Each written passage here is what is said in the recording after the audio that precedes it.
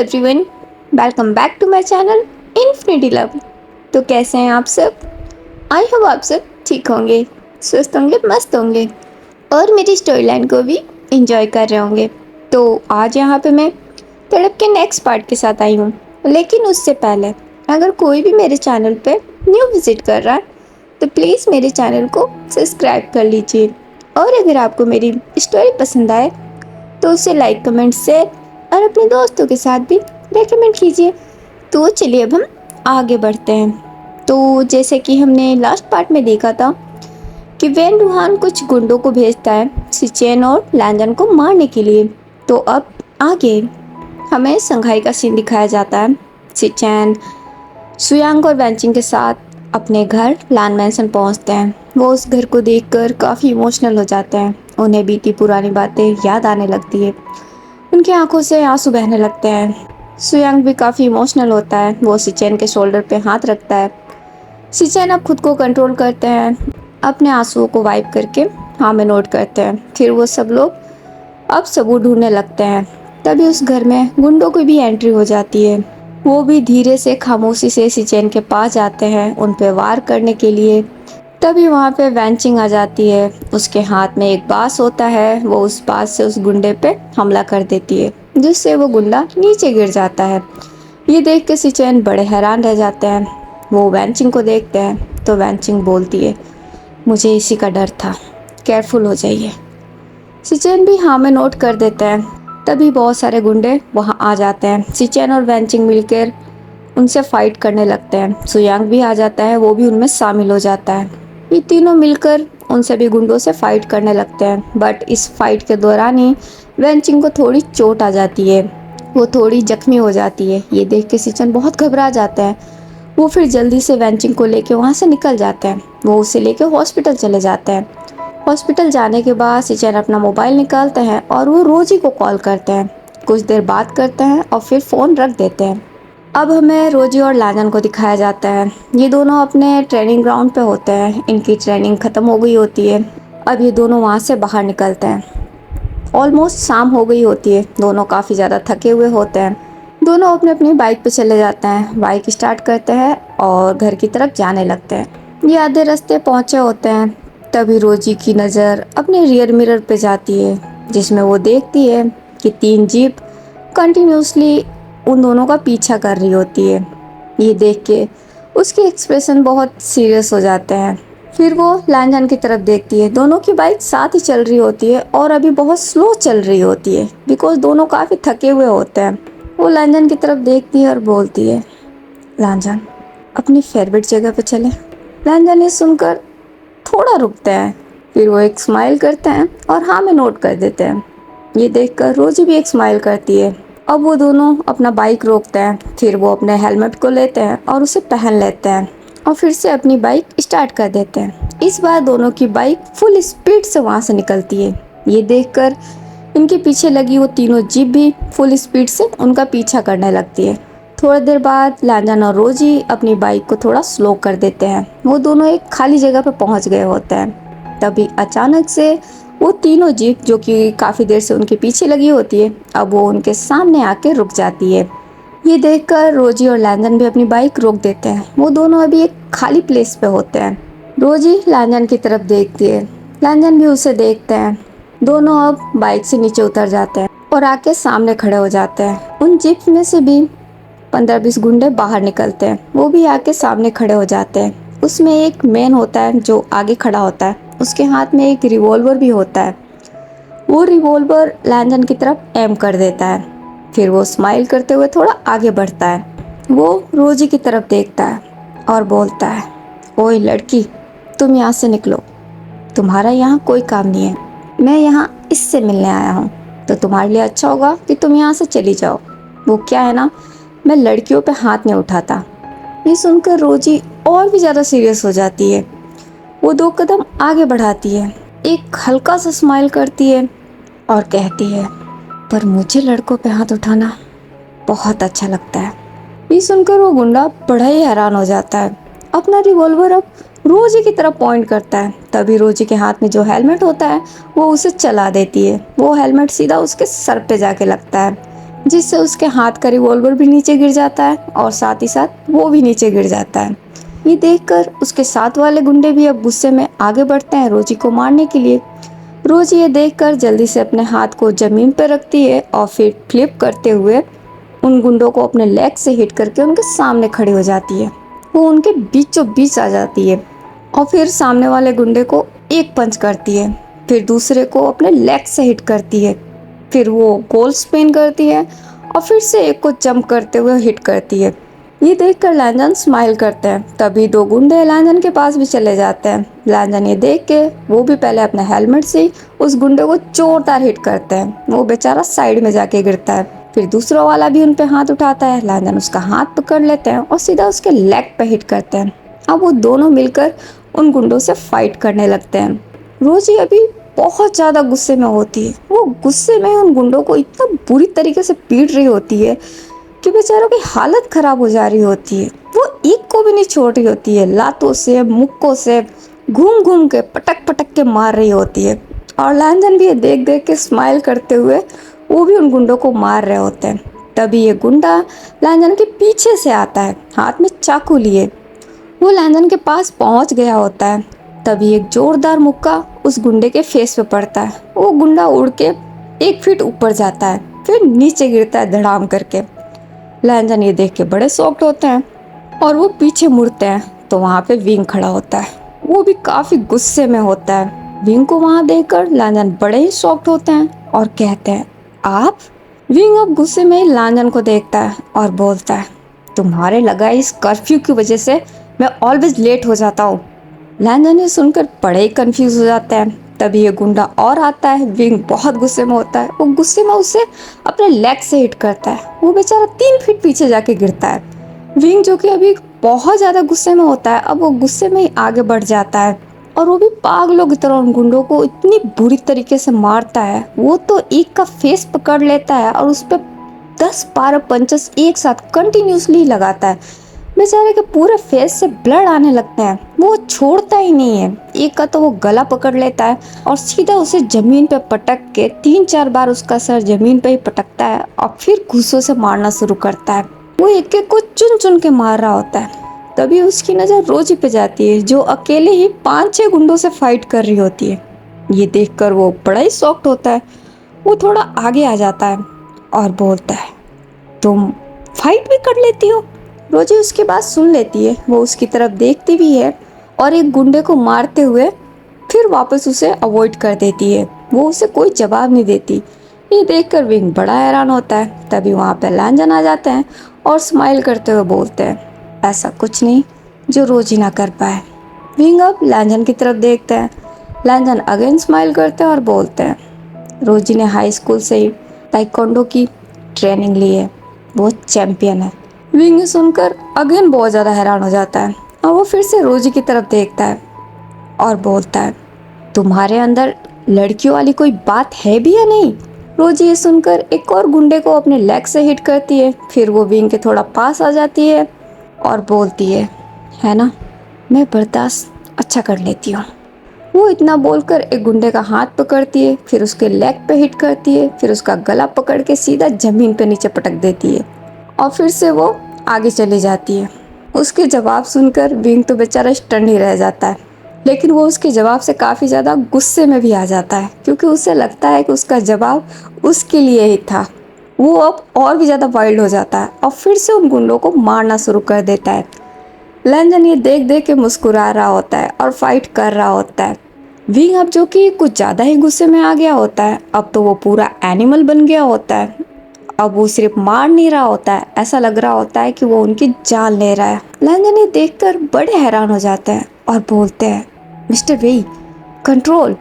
Wing गुस्से में ही लैंजन को देखता है और बोलता है, आज नहीं, बिल्कुल नहीं। वो इतना बोल के फिर से सामने वाले गुंडे को पंच कर देता है। लैंजन बस हैरानी से विंग को देखने लग जाता है। विंग जो कि ऐसा लग रहा होता है जैसे पहले से ही उसे पता हो कि यहाँ पे फाइट होने वाली है। वो फुल तैयारी में आया होता है। उसने अभी कोट भी नहीं पहना होता है, सिंपल सा एक शर्ट पहना होता है और उस शर्ट के स्लीव भी फोल्ड होते हैं ऊपर से भी 2 बटन खुले हुए होते हैं। फाइट करने की वजह से उसके हेयर भी पूरे मैस हो गए होते हैं। उसके माथे से पसीना टपक रहा होता है, गले से भी पसीना टपक रहा होता है।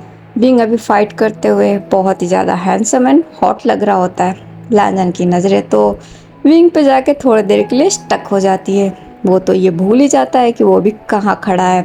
वो बस अपना सुध-बुध गवाए विंग को ही देखने लगता है। उसे इस बात का एहसास नहीं होता है कि एक गुंडा चाकू लेके, जो कि इनका लीडर ही होता है, वो उसकी तरफ बढ़ रहा होता है।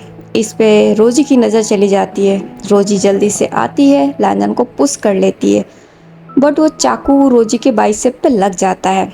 रोजी इससे बहुत गुस्से में आ जाती है और उस गुंडे को अपने लेग से ही हिट करती है। ये देखकर लैंजन अपने सेंस में आते हैं और घबराते हुए बोलते हैं, रोजी। रोजी लैंजन को देखती है और बोलती है, लैंजन फोकस। लैंजन हाँ में नोट करते हैं। वो रोजी के पास आते हैं और बोलते हैं, तुम ठीक हो ना? तो रोजी बोलती है, फिलहाल फोकस करो लैंजन। वो इतना बोल के फिर से आगे चली जाती है और मारना शुरू कर देती है। लैंजन अब थोड़े बहुत वरीड हो जाते हैं। अब वो भी काफ़ी सीरियस हो जाते हैं। अब ये तीनों सीरियसली उन गुंडों को मारना शुरू करते हैं। थोड़ी देर बाद ये सारे गुंडे जमीन पे ढेर हो जाते हैं। सबकी बहुत बुरी हालत होती है। विंग अब रिवॉल्वर हाथ में ले लेता है। वो पहले से ही रिवॉल्वर लेके आया हुआ होता है और उस मेन गुंडे की तरफ एम कर देता है। ये देखकर लैंजन बड़े हैरान हो जाते हैं। वो गुंडा भी काफी डर जाता है। विंग एक इविल से स्माइल करता है और बोलता है, चलो अब इसे खत्म करते हैं। वो इतना बोल के ट्रिगर दबाने वाला होता है, तभी रोजी आगे आती है और कहती है, नहीं मिस्टर वेई, ऐसा मत कीजिए। विंग अब हैरानी से रोजी की तरफ देखता है और बोलता है, क्यों, तुम्हें इन्हें भाई बनाना है? रोजी भी ये सुन के काफ़ी हैरान होती है और बोलती है, नहीं, ये हमारे लिए सबूत बन सकते हैं। हमें वैन रूहान के खिलाफ सबूत चाहिए और ये हमारे लिए बड़ी सबूत है। इनकी गवाही से हम उसे पिंजरे में डाल सकते हैं। जब तक वो बाहर रहेगा, रुकावटें पैदा करता रहेगा। अभी फ़िलहाल के लिए उसे रोकना बहुत ज़रूरी है। विंग ये सुनकर अपना गन नीचे कर लेता है और रोजी की तरफ ही देखता है। रोजी एक कदम और आगे बढ़ाती है और हाँ में नोट करती है। विंग थोड़ा सोचता है और अपने रिवॉल्वर को वापस अपने जेब में रख लेता है। तभी लैंजन की नज़र रोजी के पैरों के पास जाती है। वहाँ पे बहुत खून गिर रहा होता है। ये देखकर लैंजन बहुत घबरा जाता है। फिर वो उसके हाथ की तरफ देखते हैं। उसके जैकेट से खून निकल रहा होता है। ये देखकर लैंजन जल्दी से रोजी के पास आते हैं और बोलते हैं, रोजी तुम ठीक हो? रोजी हाँ में नोट कर देती है। तो लैंजन बोलते हैं, नहीं, तुम्हें चोट लगी है? तो रोजी बोलती है, नहीं लैंजन, मैं बिल्कुल ठीक हूँ। तो लैंजन बोलते हैं, नहीं, मुझे देखने दो। रोजी लैंजन को रोके उससे पहले ही लैंजन रोजी का जैकेट उतार देते हैं। रोजी ने फिलहाल ब्लैक कलर का लेदर का जैकेट वियर किया होता है। जब लैंजन उसके जैकेट को उतारते हैं तो देखते हैं उसके बाइसेप पे बहुत गहरा कट लगा होता है। ये देखकर वो बहुत घबरा जाते हैं और बोलते हैं, रोजी तुम्हें बहुत गहरा चोट लगा है? तो रोजी बोलती है, नहीं लैंजन, मैं बिल्कुल ठीक हूँ। लैंजन अब जल्दी से अपने जेब से अपना रुमाल निकालते हैं और उसके घाव पे बांधने लगते हैं। उनके हाथ अभी बहुत बुरी तरीके से कांप रहे होते हैं। ये देखकर रोजी को अच्छा नहीं लगता और वो कहती है, लैंजन, मैंने कहा ना मैं बिल्कुल ठीक हूँ। लैंजन अब गुस्से में ही रोजी को देखते हैं और बोलते हैं, नहीं, तुम बिल्कुल ठीक नहीं हो। देखो तुम्हारा कितना खून निकल रहा है। तुम्हें बहुत गहरी चोट आई है रोजी, तुम्हें डॉक्टर की ज़रूरत है, तुम मेरे साथ चलो। तो रोजी कहती है, नहीं लैंजन, मैंने पुलिस को कॉल कर दिया है, पुलिस अभी आती होगी। तो लैंजन बोलते हैं, मैं कुछ नहीं सुन रहा हूँ, तुम मेरे साथ चल रही हो। तो रोजी बोलती है, पर इन्हें अरेस्ट। लैंजन उसे बीच में ही कट करते हैं और बोलते हैं, मिस्टर वेई है ना, वो अरेस्ट करा देंगे, तुम मेरे साथ चल रही हो और अब ये फाइनल है। वो इतना बोलकर रोजी का हाथ पकड़ लेते हैं। ये सुनकर विंग बड़ा हैरान हो जाता है। वो अपना हाथ खुद की तरफ पॉइंट करता है और धीरे से बोलता है, मैं? रोजी अब विंग की तरफ देखती है। लैंजन भी विंग की तरफ देखते हैं और बोलते हैं, मिस्टर वेई, अभी पुलिस आती होगी, आप प्लीज़ इन्हें अरेस्ट करा दीजिएगा और रोजी की बाइक मेरे घर भिजवा दीजिएगा प्लीज़। वो इतना बोल के विंग का जवाब सुने बिना ही रोजी का हाथ पकड़े उसे लेके वहाँ से जाने लगते हैं। वो अपने बाइक पे बैठ जाते हैं और रोजी को भी बाइक पे बैठने का बोलते हैं। विंग बेचारा ये सुन के बड़ा ही हैरान रह जाता है। लैंजन अब बाइक स्टार्ट करके वहाँ से निकल जाते हैं। विंग उधर देखता है और बोलता है, मैं? मैं क्या उसका ड्राइवर हूँ? मैं क्यों? वो इतना बोलकर जोर से चिल्लाते हैं। उन्हें भी बहुत गुस्सा आ रहा होता है। उन्हें फिर से जलन हो रही होती है। वो फिर गुस्से में उस गुंडे की तरफ देखते हैं जो उनके पैरों के पास ही होता है। वो अपने पैर उठा के फिर से उसके पेट पे मारते हैं और बोलते हैं, कमीने, ये सब तेरी वजह से हुआ है। तुझे उसे मारने की कहाँ जरूरत थी? तुझे मारना ही था तो मुझे मारता। कम से कम वो मुझे तो हॉस्पिटल लेके जाता। वो इतना बोल के फिर से उस गुंडे को बहुत मारने लग जाता है। तभी वहाँ पे पुलिस आ जाती है। विंग उनकी तरफ देखता है और बोलता है, अरेस्ट करो इन सबको। पुलिस उन सारे गुंडों को अरेस्ट कर लेती है। कुछ देर बाद ये तीनों पुलिस स्टेशन पहुंचते हैं। वहाँ पे वैन रूहान के खिलाफ एफआईआर दर्ज होती है। उन गुंडों का सारा मोबाइल, ये सब कुछ पुलिस जब्त कर लेती है। उसमें वैन रूहान का कांटेक्ट नंबर भी मिल जाता है। बट फिलहाल इन गुंडों ने अपनी गवाही नहीं दी होती है। विंग ऑफिसर की तरफ देखता है और बोलता है, आप वेट किसका कर रहे हैं?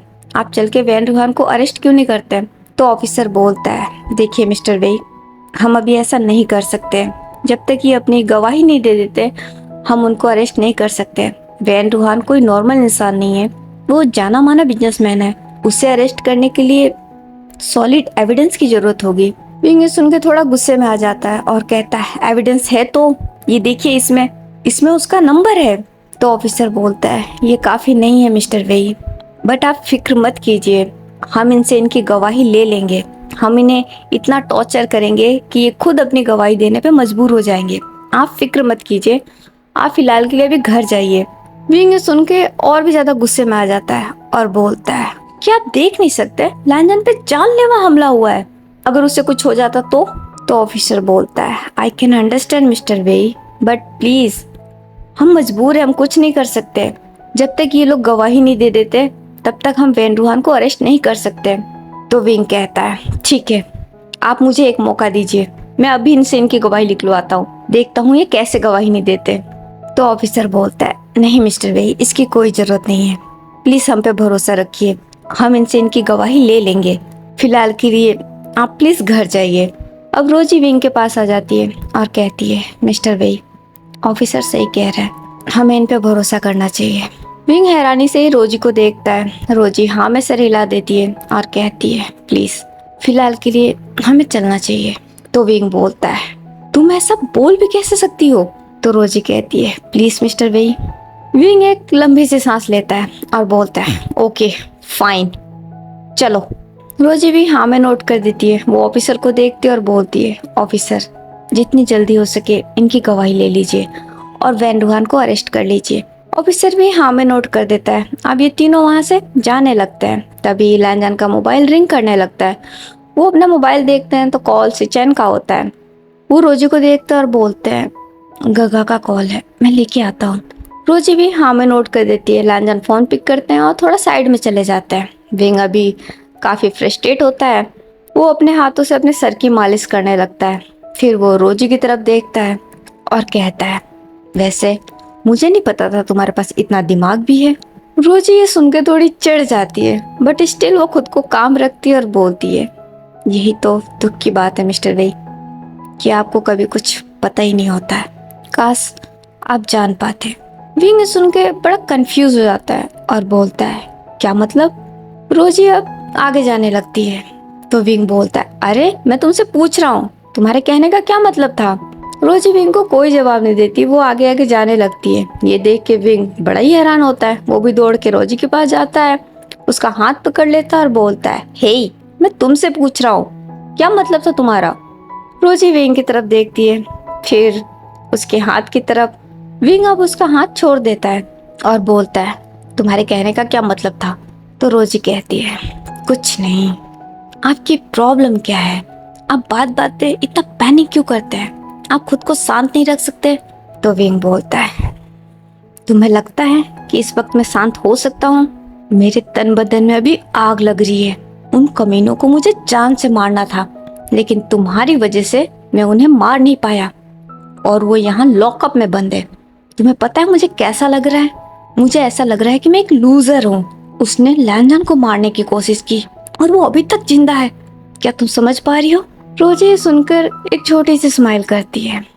वो हाँ में नोट करती है और बोलती है, हाँ मिस्टर वेई, मैं समझ पा रही हूँ कि आप अभी कैसा महसूस कर रहे हैं, और मैं आपको गलत नहीं बोलूँगी। जो आप फील कर रहे हैं वही मैं भी फील कर रही हूँ। दिल तो मेरा भी कर रहा था कि उसे जान से मार दूँ, बट मैं भी मजबूर थी। अभी हमें चेचन गगा की हेल्प करनी है, इसलिए मैंने ये सब कुछ किया। बट आप फिक्र मत कीजिए, इन्हें जान से मारना कोई बड़ी बात नहीं है आपके लिए। एक बार इनकी गवाही मिल जाए, उसके बाद आप वो कीजिए जो आप करना चाहते हैं। आपको कौन रोक सकता है? वो इतना बोलकर स्माइल करती है। विंग ये सुन के बड़ा ही हैरान होता है। वो हैरानी से रोजी को देखने लगता है। रोजी ये देखकर स्माइल करती है। विंग अभी सच में बहुत ज्यादा सरप्राइज होता है। वो भी एक स्माइल करता है और बोलता है, इसका मतलब? रोजी हाँ में नोट कर देती है और बोलती है, आपको क्या लगा था? तो विंग कहता है, मानना पड़ेगा, मुझे लगता है मैंने तुम्हें समझने में थोड़ी गलती कर दी है। तुम जितनी दिखती हो ना, तुम मुझसे कहीं ज्यादा हो। लगता है मुझे तुम्हें और भी जानने की जरूरत है। रोजी सुनकर स्माइल करती है और बोलती है, नहीं मिस्टर वी, आपने मुझे जितना जाना है आपके लिए उतना ही ठीक है। हाँ, अगर आप सच में कुछ और जानना चाहते हैं तो प्लीज वो जानिए जो जरूरी है। और जैसा कि मैंने पहले भी आपसे कहा है, सच का सामना कीजिए। सच अक्सर थोड़ा दुख देता है, पर यकीन मानिए वो सब कुछ ठीक कर देता है। शायद वो आपकी प्रॉब्लम भी ठीक करते हैं। वो इतना बोल के वहां से चली जाती है। ये सुन के विंग अगेन एक बार बड़ा ही कंफ्यूज हो जाता है कि सच की बात कर रही थी रोजी। फिर वो अचानक से ही बहुत शॉक्ड हो जाता है और अपने मन में कहता है, क्या ये सब कुछ जानती है? फिर कहता है, नहीं, ये नहीं हो सकता, ये कैसे जान सकती है? वो कुछ देर वहीं खड़ा यही सोचता रहता है। फिर उसके बाद से वो भी उनके साथ चला जाता है। इधर ऑफिसर अब अपने काम पे लग जाते हैं। वो उन गुंडों को बहुत टॉर्चर करते हैं, बहुत मारते हैं, तब तक जब तक वो अपना मुंह ना खोल दे। और आखिरकार वो गुंडे गवाही दे ही देते हैं कि उन्हें बेन रूहान ने भेजा था लैंडन को मारने के लिए। गवाही मिलते ही ऑफिसर विंग को कॉल करके बता देता है। विंग ये सुन के बड़ा खुश होता है। फिर वो सीधा लैंडन के घर के लिए निकल जाता है। अभी रात के 3 बज रहे होते हैं और वो रात के 3 बजे ही लैंडन के घर पहुंचता है। वो जाके डोरबेल बजाता है। इत्तेफाकन डोर लैंडन ही खोलते हैं। वो विंग को अपने सामने देख के बड़े हैरान होते हैं और कहते हैं, आप इस वक्त? विंग स्माइल के साथ हाँ में नोट करता है और बोलता है, लैंडन, उन गुंडों ने गवाही दे दी। ये सुन के लैंडन बड़े हैरान होते हैं और कहते हैं, क्या सच में? विंग भी स्माइल के साथ हाँ में नोट कर देता है। ये देख के लैंडन भी बहुत खुश हो जाते हैं और बोलते हैं, ये तो बहुत अच्छी बात है। तो विंग कहता है, चलो हम चल के वैन रूहान को अरेस्ट कराते हैं। तो लैंडन बोलते हैं, इस वक्त? विंग हाँ में नोट करते हैं और बोलते हैं, हाँ। तो लैंडन बोलते हैं, आपका दिमाग खराब है, रात के 3 बज रहे हैं, रात के 3 बजे कौन किसको अरेस्ट करता है? तो विंग कहता है, इससे कोई फर्क नहीं पड़ता कि टाइम क्या हो रहा है, अभी के लिए सबसे ज्यादा जरूरी है उस कमीने को पिंजरे में डालना। रोजी बिल्कुल सही थी, वो जब तक बाहर रहेगा कुछ ना कुछ करता रहेगा। तो लैंडन कहते हैं, मैं समझ रहा हूँ, लेकिन फिर भी ये सही वक्त नहीं है, हम उन्हें मॉर्निंग में अरेस्ट कर लेंगे। विंग सुन के बड़ा ही हैरान होता है और बोलता है, पर मॉर्निंग में क्यों, अभी क्यों नहीं? तो लैंडन बोलता है, क्योंकि अभी बहुत नाइट हो रही है, इस वजह से ये सही वक्त नहीं है, थोड़ा और इंतजार कीजिए, कुछ ही देर में सुबह हो जाएगी, हम सुबह अरेस्ट कर लेंगे। विंग बड़ा ही हैरान हो जाता है और लैंडन को देखने लगता है। तो लैंडन बोलता है, हाँ, और अभी के लिए आप अपने घर जाइए। विंग अपने सेंस में आता है और बोलता है, नहीं, जब तक मैं उससे अरेस्ट नहीं करा देता मैं अपने घर नहीं जाऊंगा। ठीक है, अगर तुम चाहते हो वो मॉर्निंग में अरेस्ट होगा, ओके फाइन, मैं मॉर्निंग तक यही रहूंगा। वो इतना बोल के घर के अंदर एंटर कर जाता है। लैंडन ये देख के बड़े ही हैरान हो जाते हैं। विंग अब सीधा ही लैंडन के रूम की तरफ जाने लगता है। ये देख के लैंडन और हैरान होते हैं और बोलते हैं, आप वहाँ कहाँ जा रहे हैं? विंग तो सीधा अब लैंडन के रूम में एंटर करता है और जाके बेड पे लेट जाता है। लैंडन भी उस रूम में जाते हैं और बोलते हैं, ये क्या बदतमीजी है? विंग स्माइल करता है और बोलता है, बदतमीजी? तुम ही ने तो कहा हमें मॉर्निंग तक वेट करना होगा, तो ठीक है, मैं वेट करने को रेडी हूँ, चलो आ जाओ, तुम भी आ जाओ, दोनों साथ में मिलकर वेट करते हैं। लैंडन ये सुनकर बड़ा हैरान होता है और बोलते हैं, मिस्टर वे, आप अपने घर जाइए। विंग अब उठ के बैठ जाता है और बोलता है, सॉरी लैंजन, मैं काफ़ी दूर से ड्राइव करके यहाँ आया हूँ और इतनी रात को मैं ड्राइव नहीं कर सकता। तो लैंजन बोलता है, क्यों, नाइट में आपको दिखाई नहीं देता? विंग स्माइल के साथ हाँ में नोट करता है और बोलता है, हाँ, नाइट में अब मुझे दिखाई नहीं देता, इसलिए मैं यहीं रहूँगा। लैंजन ये सुन के बड़े हैरान हो जाते हैं। फिर वो गुस्से में ही बेड के पास आते हैं और बोलते हैं, नहीं, आप यहाँ नहीं रह सकते। अगर आपको इस घर में रुकना है तो ठीक है, बाहर जाके रुकिए, पर आप मेरे रूम में नहीं रुक सकते।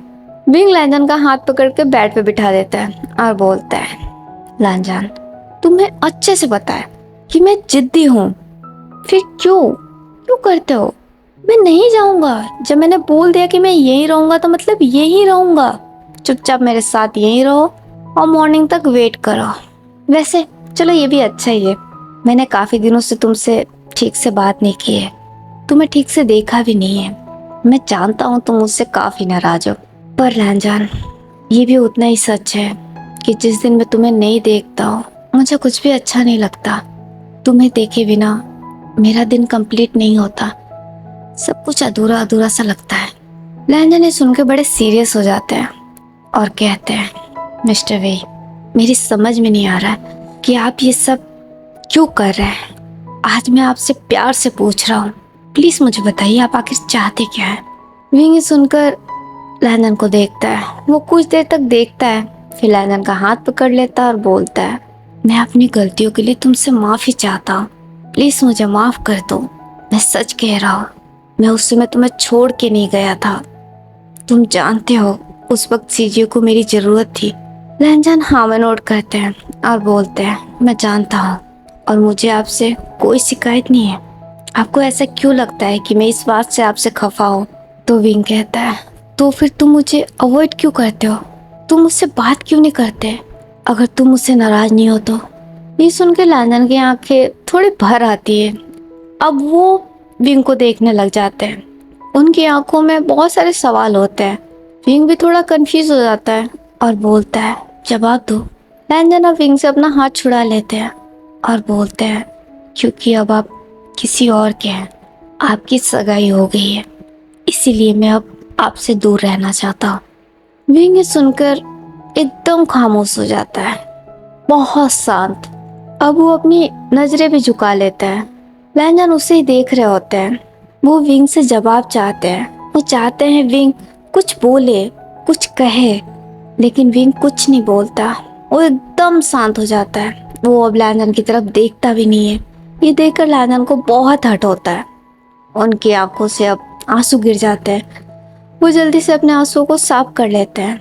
वो उठ के खड़े हो जाते हैं और बोलते हैं, ठीक है, आप यहाँ रुक सकते हैं, मैं चला जाता हूँ। वो इतना बोल के जाने लगता है तो विंग कहता है, नहीं लैंजन, तुम्हें कहीं जाने की जरूरत नहीं है। वो इतना बोल के उठ के खड़े हो जाते हैं। वो अब लैंजन के पास आते हैं और कहते हैं, सॉरी, मुझे माफ करना, मैं अब तुम्हें डिस्टर्ब नहीं करूँगा, मैं बाहर चला जाऊँगा। वो इतना बोल के अब उस रूम से बाहर निकल जाते हैं। लैंजन डोर की तरफ ही देखने लगता है। विंग अब लैंजन के रूम से बाहर निकल के लॉन में आ जाता है और सोफे पे आके बैठ जाता है। अब उसकी आंखों से भी आंसू बहने लगते हैं। वो कुछ देर तक ऐसे ही चुपचाप रोता है, खामोशी से।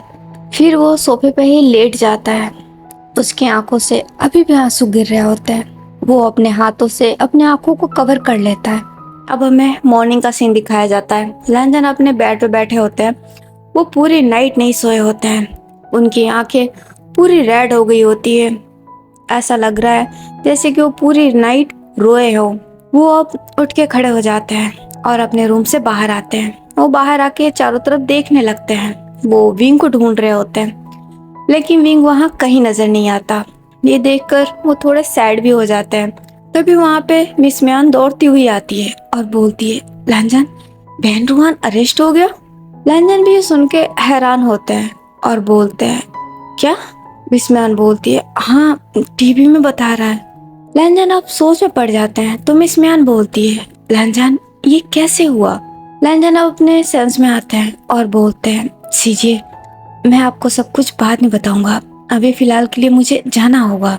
वो इतना बोल के अपने रूम में जाने लगते हैं तो मिस म्यान बोलती है, पर लैंजन, तुम कहाँ जा रहे हो? तो लैंजन बोलते हैं, मैंने बोला ना सीजिए, मैं सब कुछ बाद में बताऊंगा, फिलहाल फिलहाल मुझसे कुछ मत पूछिए। वो इतना बोल के जल्दी से अपने रूम में चले जाते हैं, फिर वॉशरूम में जाते हैं और जाके फ्रेश होते हैं। थोड़ी देर बाद वो फ्रेश होके फिर अपने घर से निकल जाते हैं। दूसरी तरफ हमें वैन रूहान को दिखाया जाता है। वैन रूहान अरेस्ट हो गया होता है। उसके अराउंड बहुत सारी मीडिया होती है जो उसकी फोटोज ले रही होती है। ये देख के वैन रूहान बहुत गुस्से में होता है। वो ऑफिसर पे चिल्ला रहा होता है। तभी वहां पे विंग आता है। विंग को देख के वैन रूहान खुश हो जाता है और बोलता है, विंग अच्छा हुआ तुम आ गए। ये देखो ना, ये लोग मुझे अरेस्ट कर रहे हैं। इनसे कहो कि इन्हें कोई गलत फहमी हुई है, मैंने ऐसा कुछ भी नहीं किया है। विंग ये सुन के वो भी थोड़ा गुस्से में आ जाता है। उसके भी एक्सप्रेशन बहुत सीरियस हो जाते हैं। वो वैन रूहान के पास आ जाता है। वो अपने हाथों को क्रॉस कर लेता है और बोलता है, आप चाहते हैं कि मैं इनसे कहूँ कि आपने कुछ नहीं किया? वैन रूहान हाँ में सर हिलाता है। विंग एक स्माइल करता है और बोलता है, पर मैं ऐसा कैसे कर सकता हूँ जबकि ये कंप्लेन मैंने ही की है। ये सुन के वैन रूहान बहुत शॉक्ड हो जाता है और बोलता है, तुमने? विंग हाँ में नोट करता है। तो वैन रूहान बोलता है, पर क्यों? मैंने तो ऐसा कुछ नहीं किया, तुम्हें जरूर कोई गलतफहमी हुई है। विंग अब बहुत ज्यादा गुस्से में आ जाता है। वो वैन रूहान के थोड़ा और करीब आता है और बोलता है, झूठ बोलना बंद कीजिए, आपको शर्म नहीं आती? वैन रूहान ये सुन के हैरानी से विंग को देखने लगता है। तो विंग कहता है, आपका असली चेहरा अब सबके सामने आ चुका है। अब आपके बचने के कोई चांसेस नहीं है। अब आपको आपकी गुनाहों की सजा मिलेगी। इस बार आप चाह कर भी बच नहीं पाएंगे। वैन रूहान ये सुन के काफी शॉक्ड होता है। वो शॉक्डली ही विंग को देख रहा होता है और फिर कहता है, विंग तो तुम्हें लगता है कि तुम मुझे सजा दिला पाओगे, तुम मुझे एक्सपोज करोगे और मैं ऐसा होने दूंगा? इतने सालों से कोई भी मेरा कुछ नहीं बिगाड़ पाया। विंग ये सुन के हंसने लग जाता है और कहता है, क्योंकि इससे पहले तक आपका मुकाबला मुझसे नहीं हुआ था, इसलिए आप बचते आ रहे थे। बट आई प्रॉमिस, इस बार आप बिल्कुल नहीं बचेंगे। मैं आपको बचने का कोई मौका ही नहीं दूंगा। वैन रूहान अब गुस्से में आ जाता है और बोलता है, विंग तुम ऐसा कैसे कर सकते हो? क्या तुम भूल गए हो मैं तुम्हारा अंकल हूँ? तुम मेरे होने वाले सन इन लॉ हो। तुम अपने फादर इन लॉ के साथ ऐसा करोगे? ये मत भूलो विंग, अगर मेरे नाम पे दाग लगा तो शक तुम पे भी जाएगा। इसलिए मैं कह रहा हूँ, प्लीज मेरी मदद करो। मैंने बहुत मुश्किलों से अपनी रेपुटेशन बनाई है, मेरी रेपुटेशन धूल में मिल जाएगी। विंग ये सुन के अगेन एक बार स्माइल करता है और बोलता है, रेपुटेशन, सही कहा आपने। रेपुटेशन तो आपने काफी बनाई है, पर अफसोस सब फेक है। अगर आपको अपनी इमेज की इतनी ही फिक्र थी तो ये गलती करने से पहले सोचना चाहिए था। और वैसे भी आपने भी एक निर्दोष इंसान को ऐसे ही बदनाम किया था।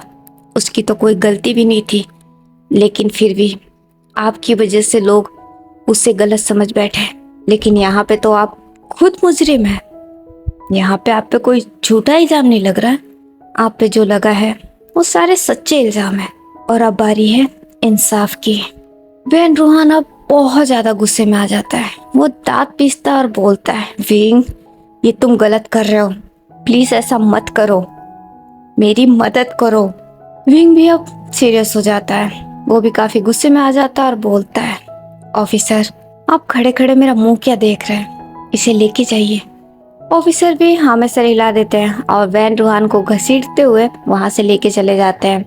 कुछ मीडिया वैन रूहान के पीछे चली जाती है और कुछ मीडिया विंग के पास आ जाती है। वो विंग से पूछताछ करने लगती है। विंग भी उन्हें उनके सारे सवालों के जवाब देने लगता है। अब हर जगह यही ब्रेकिंग न्यूज होती है कि वैन रूहान एक्सपोज हो गया। उसे अटेम्प्ट टू मर्डर के केस में अरेस्ट किया गया है और इसके साथ साथ वैन रूहान पे और भी बहुत सारे चार्जेस लगे होते हैं। उसने इनलीगल एक्टिविटीज की होती है। उसके अलावा उसके ऊपर 2 और मर्डर के चार्ज होते हैं। उसके ऊपर फ्रॉड का भी इल्जाम लगा होता है। ये खबर सुन के बीजिंग का हर एक शख्स बड़ा ही शॉक्ड होता है, क्योंकि उन लोगों की नजर में वैन रूहान एक अच्छा इंसान होता है, एक मसीहा होता है। लेकिन आज उसका एक अलग ही चेहरा उन लोगों के सामने आया होता है। वैन रूहान अपनी मदद के लिए अपने लॉयर को बुला लेता है। अब ये केस हाई कोर्ट में जाता है। अब हमें हाई कोर्ट का सीन दिखाया जाता है। वहाँ पे वैन रूहान के खिलाफ सारे एविडेंस पेश किए जाते हैं और उन गुंडों को भी वहाँ पे पेश किया जाता है, उनकी भी गवाही ली जाती है। सारे सबूतों को देखने के बाद जज ये फैसला करता है कि वैन रूहान यहाँ पे मुजरिम है और उन्हीं सबूतों के आधार पर वैन रूहान को 3 साल की कैद की सजा सुनाई जाती है। और उसके अलावा उस पे और भी जो चार्जेस लगे होते हैं उसके कोई एविडेंस नहीं मिले होते हैं। तो उसके लिए जज ये फैसला सुनाता है कि इसकी सुनवाई संघाई की हाई कोर्ट में होगी। वैन रूहान को अब संघाई ट्रांसफर किया जाएगा। ये सुन के वैन रूहान बहुत ही ज्यादा शॉक्ड होता है, वो बहुत ज्यादा गुस्से में भी आ जाता है और वहीं पे चीखना चिल्लाना शुरू कर देता है। विंग, लैंजान, रोजी, मिस मियान, सिजवी, वैनिंग, यानली, ये सब लोग भी वही होते हैं। ये एक दूसरे की तरफ देखते हैं। लैंजान रोजी को देखते हैं और बोलते हैं, थैंक यू रोजी, ये सब तुम्हारी वजह से हुआ। तो रोजी कहती है, नहीं लैंजान, मैंने कुछ नहीं किया, मैं बस सिचन गगा की हेल्प करना चाहती थी। अभी भी इसे पूरी सजा नहीं मिली है, इसकी असली सजा मिलनी बाकी है और वो इसे संघाई में मिलेगी। तो चलो अब संघाई चलते हैं। लैंजन भी ये सुनकर हाँ में सिर हिला देते हैं। अब हमें संघाई का सीन दिखाया जाता है। वैन रूहान को वहाँ पे ट्रांसफर कर दिया होता है, वो अभी संघाई के जेल में होता है। उसकी केस की हेयरिंग 2 दिन बाद की सुनाई गई होती है। ये खबर बीजिंग से लेकर संघाई तक हर जगह फैल जाती है। अब हमें 2 दिन बाद हाई कोर्ट का सीन दिखाया जाता है। वहाँ पे वैन रूहान को पेश किया जाता है, उसके साथ साथ सारे एविडेंस भी वहाँ पे पेश किया जाता है। इस बार सिचेन को ना सिर्फ सारे एविडेंस मिले हैं बल्कि एक गवाह भी मिला है। ये वही गवाह है जिसने लैंड किरेन के खिलाफ झूठी गवाही दी होती है। वो कोर्ट में ये बताता है कि उस टाइम उसने झूठी गवाही दी थी क्योंकि उसे वैन रूहान ने बहुत पैसे खिलाए थे और उसे झूठ बोलने के लिए कहा था। ये भी लैंड किरेन के साथ काम ही किया करता था। वैन रूहान के खिलाफ वैन चिंग भी गवाही देती है। वो कोर्ट में ये बताती है उसके डैड ने मिस्टर सिचेन पे जानलेवा हमला कराया। वैन चिंग जो कि खुद भी अभी जख्मी हालत में होती है। वैन चिंग के बाद विंग भी गवाही देता है। उसने भी वैन रूहान के खिलाफ कुछ एविडेंस इकट्ठे किए होते हैं। वैन रूहान ने ना सिर्फ लैंड किरेन के साथ और भी बहुत लोगों के साथ फ्रॉड किए होते हैं। सारे सबूतों और गवाहों को देखने के बाद जज फिर ये फैसला सुनाता है कि वैन रूहान गुनहगार है। उसने मिस्टर लैंड किरेन और मैडम लैनी की जान ली है और ना सिर्फ जान ली है, उनकी प्रॉपर्टी भी ली है इलीगल तरीके से। उनके साथ बहुत बड़ा फ्रॉड किया है और उनके साथ साथ और भी कई लोगों के साथ, और उनके दोनों बेटे पे जानलेवा हमला भी करवाया है। इन्हीं सब के आधार पे जज फिर ये फैसला सुनाता है कि वैन रूहान को फांसी की सजा सुनाई जाती है, पर 3 साल बाद, क्योंकि बीजिंग के हाई कोर्ट में वैन रूहान को 3 साल की कैद की सजा सुनाई जा चुकी है ऑलरेडी। इसलिए उस फैसले को सम्मान करते हुए वैन रूहान को 3 साल बाद फांसी की सजा सुनाता है और साथ ही साथ जज विंग को भी ये आदेश सुनाता है कि वो मिस्टर लैंड किरेन के प्रोजेक्ट को छोड़ दे। उस पे उसका कोई हक नहीं बनता। यहाँ तक जो लैंड उसके पास है वो भी लैंड किरेन के लीगल वारिस को वापस रिटर्न कर दे। और अगर वो इस प्रोजेक्ट को करना चाहता है, वो इसमें इंटरेस्टेड है, तो उसके लिए उसे मिस्टर सिचेन से सहमति लेनी होगी। अगर मिस्टर सिचेन इस बात के लिए राजी हो जाते हैं तो फिर बिंग इस प्रोजेक्ट में पार्टनरशिप कर सकता है। बिंग भी जज का यह फैसला मंजूर कर लेता है। उसके बाद जज लैंड किरेन से माफी मांगते हुए उनकी सारी प्रॉपर्टी, उनका प्रोजेक्ट, सब कुछ उनके लीगल वारिस को वापस रिटर्न कर देती है। ये फैसला सुनकर सभी लोग बहुत खुश हो जाते हैं, लेकिन वैन रूहान पूरी तरीके से पागल हो जाता है। वो अपना आपा खो देता है। वो पागलों की तरह वहीं पे चिल्लाना शुरू कर देता है। ये देखकर ऑफिसर आके उसे पकड़ लेते हैं और उसे वहां से लेके जाने लगते हैं। अब सभी लोग कोर्ट से बाहर आ जाते हैं। वैन रूहान की नजर सिचेन पे जाती है। वो सिचेन को देख के और भी पागल हो जाता है। वो गुस्से में उनकी तरफ आने लगता है। वो सिचेन के पास आ जाता है और बोलता है, ये मत सोचना कि तुम जीत गए हो, मैं तुम्हें छोड़ूंगा नहीं। इस बार मैं तुम्हारी जान खुद अपने हाथों से लूंगा। तुम इस गलतफहमी मत रहना कि तुमने मुझे सजा दिला दी है।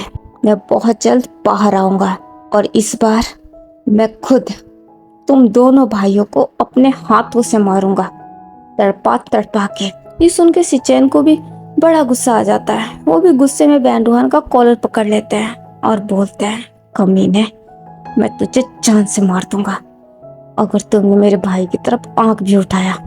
वैन रूहान ये सुनकर पागलों की तरह हंसने लगता है और बोलता है, बस तुम देखते जाओ जिस तरह तुम्हारे मॉम डैड को तड़पा तड़पा के मारा था ना, उसी तरह तुम्हारा भाई भी तड़पेगा और तुम भी। मैं तुम दोनों को नहीं छोड़ूंगा।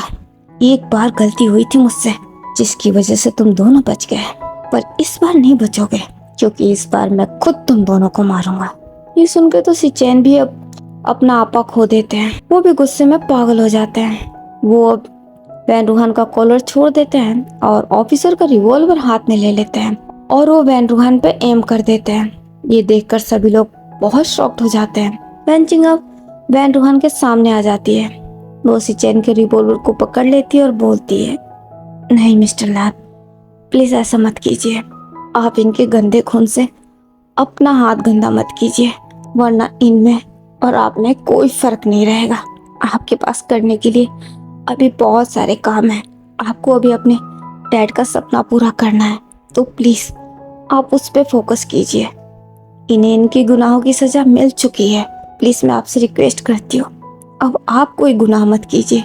ये सुनकर सिचैन अब अपना रिवॉल्वर नीचे कर लेते हैं। वैन चिंग अपना हाथ जोड़ लेती है, बट ये सुनकर वैन रूहान बहुत गुस्से में आ जाता है। अब वो गुस्से में ही वैन चिंग का हाथ पकड़कर उसे अपनी तरफ घुमाता है और बोलता है, तुमने मुझे गंदा खून कहा। गंदा खून मैं नहीं, तुम हो। तुम्हें तो पैदा होते ही मर जाना चाहिए था। मुझसे बहुत बड़ी गलती हो गई। अच्छा होता कि मैं तुम्हें जन्मते ही तुम्हारा गला घोट के मार देता। तुम मेरे माथे पे लगा सबसे बड़ा कलंक हो। तुम जैसी बेटी होने से तो अच्छा था कि मैं बेऔलाद होता। अभी के लिए मेरी सबसे बड़ी दुश्मन तुम हो। मैं इन दोनों को बाद में मारूंगा, सबसे पहले मैं तुम्हें मारूंगा। तुम मेरे हाथों से बचोगी नहीं वैन चिंग। वैन चिंग को ये सुन के बहुत हर्ट होता है। वो बहुत ब्रोकन हो जाती है। उसके आंखों से आंसू गिरने लगते हैं। ये देख के वैन रूहान हंसने लग जाता है और बोलता है, अब ये मगरमच्छ के आंसू बहाने का कोई फायदा नहीं। आज तुम्हारी वजह से मैं यहाँ खड़ा हूँ। मुझे शर्म आ रही है तुम्हें अपना बेटी कहते हुए भी। मेरा तो दिल कर रहा है कि मैं अब भी तुम्हारी जान ले लूं। वो इतना बोल के अपना हाथ उठाता है, तभी विंग वहां आ जाता है। वो गुस्से में वैन रूहान का हाथ मरोड़ देता है और बोलता है, खबरदार जो इससे हाथ भी लगाया। मेरे रहते हुए तुम वैन चिंग को छू भी नहीं सकते। उसे मारना तो बहुत दूर की बात है। वैन रूहान अब गुस्से में ही विंग को देखने लगता है। विंग भी बहुत गुस्से में होता है। वो भी उसे घूर रहा होता है। वैन रूहान फिर से हंसता है और बोलता है, चाहे तुम कुछ भी कर लो विंग, इस बार तुम भी इसे नहीं बचा पाओगे। मैं नहीं छोड़ूंगा इसे। मैं इन सबको मार डालूंगा और जरूरत पड़ी तो तुम्हें भी। विंग ये सुनकर आग बबूला हो जाता है। उसका दिल कर रहा होता है कि अभी के अभी वो वैन रूहान को जान से मार दे, लेकिन वो ऐसा करता नहीं है। वो अपने आप को शांत रखता है और बोलता है, ऑफिसर इसे लेके जाओ यहाँ से। ऑफिसर भी अब वैन रूहान को लेके वहाँ से जाने लगती है। वैन रूहान हंसता है और बोलता है, बहुत जल्द मैं बाहर आऊंगा और अपने सारे दुश्मनों को एक एक करके मारूंगा। किसी को नहीं छोड़ूंगा मैं। विंग अब वैन चिंग की तरफ देखता है, जिसके आंखों से आंसू बह रहे होते हैं। ये देखकर विंग को बहुत बुरा लगता है। वो वैन चिंग के आंसुओं को साफ करता है और कहता है, वैन चिंग शांत हो जाओ। वैन चिंग भी हाँ में सर हिला देती है, पर ये देखकर हमारे लांजन को बहुत हर्ट होता है। उनके आंखों से भी आंसू गिरने लगते हैं। वो जल्दी से अपने आंसुओं को साफ कर लेते हैं और अपना फेस मोड़ लेते हैं। सिचैन अब लांजन की तरफ देखते हैं और बोलते हैं, चले लांजन। लांजन भी हाँ में सर हिला देते हैं और वो सब लोग अब वहाँ से जाने लगते हैं। वैन चिंग और विंग उन सब की तरफ देखते हैं। विंग वैन चिंग का हाथ पकड़ लेता है और बोलता है, अब सब कुछ ठीक हो जाएगा, तुम चलो मेरे साथ। वैन चिंग भी हाँ में सर हिला देती है। वो दोनों भी अब वहाँ से जाने लगते हैं। अब हमें ग्रेवयार्ड का सीन दिखाया जाता है। सिचैन लांजन को लेके अपने मॉम डैड के कब्र पे गया होता है। लांजन अपने मॉम डैड की कब्र देखकर बहुत इमोशनल हो जाता है। वो बारी बारी दोनों के कब्रों पे अपना सर टिकाता है और खूब रोता है। ये देखकर सिचैन की आंखों से भी आंसू बहने लगते हैं। वो भी अभी काफी इमोशनल होते हैं। वो अब लांजन के पास जाते हैं, उसके शोल्डर पे हाथ रखते हैं, फिर वो कब्र की तरफ देखते हैं और बोलते हैं, डैड मुझे माफ कर दीजिए। मुझे बहुत समय लगा, लेकिन फाइनली मैं आज वो सब कुछ ले आया जो आपका था, और मैं आपसे वादा करता हूँ आपका सपना हम दोनों मिलकर पूरा करेंगे। आपका कोई सपना अधूरा नहीं रहेगा। लैंजन अब सिचेन की तरफ देखते हैं। सिचेन भी लैंजन को देखते हैं। लैंजन अब अपने मॉम के कब्र के पास आ जाते हैं। वो अपनी मॉम की फोटो देखते हैं। वो वहाँ पे एक गुलदस्ता रखते हैं, फिर अपना सर झुकाते हैं। सिचेन भी अपना सर झुकाते हैं और बोलते हैं, मॉम देखो, मैंने अपना वादा पूरा किया। मैं अपने भाई को लेके आ गया। मुझे माफ करना मॉम, मुझे जरा समय लगा क्योंकि मैंने गलती से इसे खो दिया था। इसे ढूंढने में थोड़ा वक्त लग गया, लेकिन अब मैं आपसे वादा करता हूँ मॉम, अब मैं इसे कभी नहीं खोऊंगा। हमेशा इसे अपने नजरों के सामने रखूंगा और इसका पूरा ख्याल रखूंगा। आप बिल्कुल परेशान मत होना, मैं हूँ इसके साथ। सिचेन की आंखों से लगातार आंसू गिर रहे होते हैं। ये देखकर लैंजन को अच्छा नहीं लगता। वो अपने भाई के आंसुओं को साफ करते हैं और बोलते हैं, नहीं काका, अगर आप रोएंगे तो मॉम को तकलीफ होगी और मैं नहीं चाहता कि मॉम को तकलीफ हो। और वैसे भी आज तो बहुत खुशी का दिन है, तो आज हम बिल्कुल नहीं रोएंगे। सिचेन भी ये सुनकर हाँ में सर हिलाते हैं। लैंजन भी ये देख के एक छोटी सी स्माइल करते हैं और बोलते हैं, काका अब हमें मॉम डैड का सपना पूरा करना है। डैड चाहते थे कि उनका सारा बिजनेस आप संभालो, तो मैं चाहता हूँ जैसा डैड चाहते थे वैसा ही हो। आप डैड का सारा बिजनेस संभालो और मैं डैड का वो सपना पूरा करूँगा जो उन्होंने मेरे लिए देखा था। अब से हम दोनों भाई मिलकर अपने मॉम डैड का सपना पूरा करेंगे। सिचेन को ये सुनकर बहुत खुशी होती है। वो भी स्माइल के साथ हाँ में नोट करते हैं और फिर लैंजन को हक कर लेते हैं। ये देखकर वहाँ खड़े सभी लोग बहुत इमोशनल हो जाते हैं। सबकी आंखों में आंसू होता है। सिचेन और लैंजन अब उठ के खड़े हो जाते हैं और वहाँ से जाने लगते हैं। सब लोग चले जाते हैं पर विंग अभी भी वहीं खड़ा होता है। वो लैंजन के मॉम डैड की कब्रों की तरफ देखता है। वो पहले लैन किरण के कब्र के सामने झुकता है, फिर मैडम लैनी के कब्र के सामने, फिर वो अपने घुटनों के बल बैठ जाता है।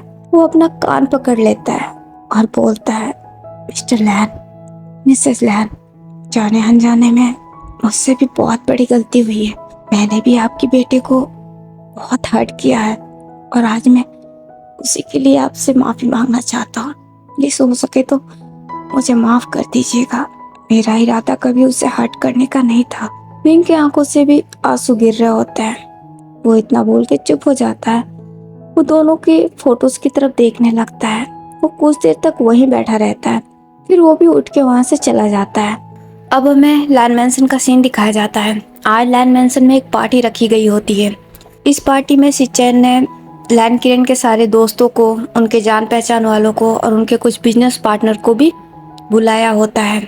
ये पार्टी सबको बताने के लिए रखी गई होती है कि लैन ग्रुप फिर से रिटर्न आ चुका है।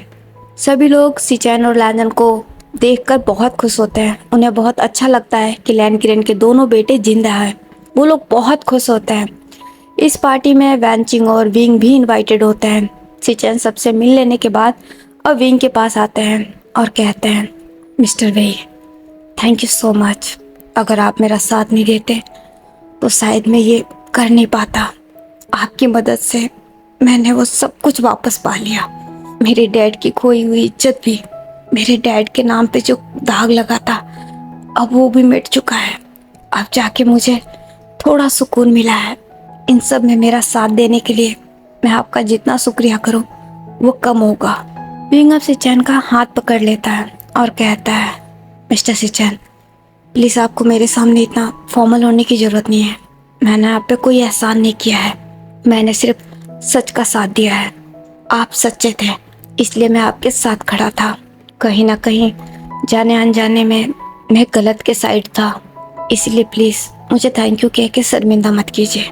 सिचेन को ये सुन के अच्छा लगता है। वो एक हल्की सी स्माइल करते हैं और बोलते हैं, पर फिर भी मैं आपकी ये मदद कभी नहीं भूलूंगा। मुझे अच्छा लगेगा अगर मैं कभी आपके किसी काम आ सकूं। तो विंग कहता है, अगर सच में आपको ऐसा लगता है कि मैंने आपके लिए कुछ अच्छा किया है तो मेरी आपसे एक रिक्वेस्ट है। सिचेन हाँ में नोट करते हैं। तो विंग कहता है, मैं चाहता हूँ कि आप मेरे साथ इतना फॉर्मल मत रहिए। आप मुझे विंग कह के बुला सकते हैं। अगर आप मुझे मेरे नाम से बुलाएंगे तो मुझे ज़्यादा अच्छा लगेगा। ये सुन के सिचेन थोड़ा हैरान होते हैं। वो थोड़ा देर सोचते हैं, फिर स्माइल के साथ हाँ में नोट करते हैं और बोलते हैं ठीक है विंग। ये सुनकर विंग भी बहुत खुश होता है, वो भी एक स्माइल करता है। तो सिचेन कहते हैं विंग, मैं तुमसे माफ़ी भी मांगना चाहता हूँ, मैंने तुम्हें गलत समझा था जबकि इसमें तुम्हारी कोई गलती नहीं थी। मुझे गलतफहमी हो गई थी तुम्हें लेके, लेकिन अब सब कुछ क्लियर हो चुका है, इसीलिए मैं चाहता हूँ कि तुम इस प्रोजेक्ट में मेरा साथ दो। मैं तुम्हारे साथ पार्टनरशिप करना चाहता हूँ। विंग ये सुनकर हैरान होता है, लेकिन उसे खुशी भी बहुत ज़्यादा होती है। उसकी आंखें थोड़ी नम हो जाती है और वो कहता है सच में। सिचेन भी स्माइल के साथ हाँ में नोट करते हैं और कहते हैं हाँ, अब मैं जानता हूँ तुम्हारी नीयत साफ थी, तुम साफ नीयत के साथ ये प्रोजेक्ट करना चाहते थे, इसीलिए मैं चाहता हूँ कि तुम इस प्रोजेक्ट को कंटिन्यू करो, तुम मेरा साथ दो।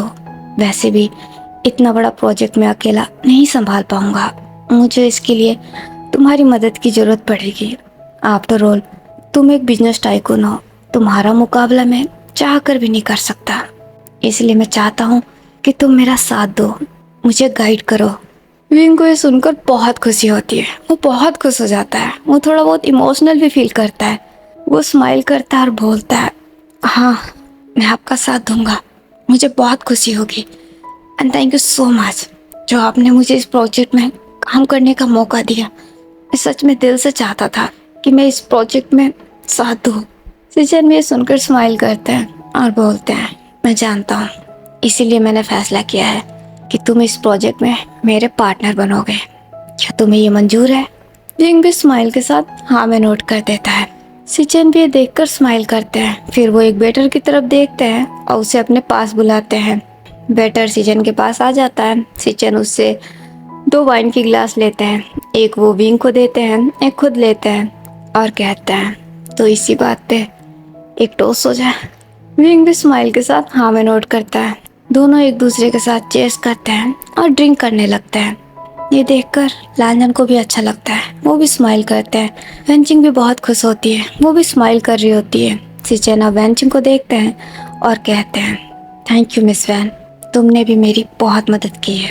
वेंचिंग स्माइल करती है और कहती है नहीं मिस्टर सिचेन, आपको मुझे थैंक यू बोलने की कोई ज़रूरत नहीं है, मैं भी सिर्फ सच के साथ खड़ी थी और गलत के खिलाफ।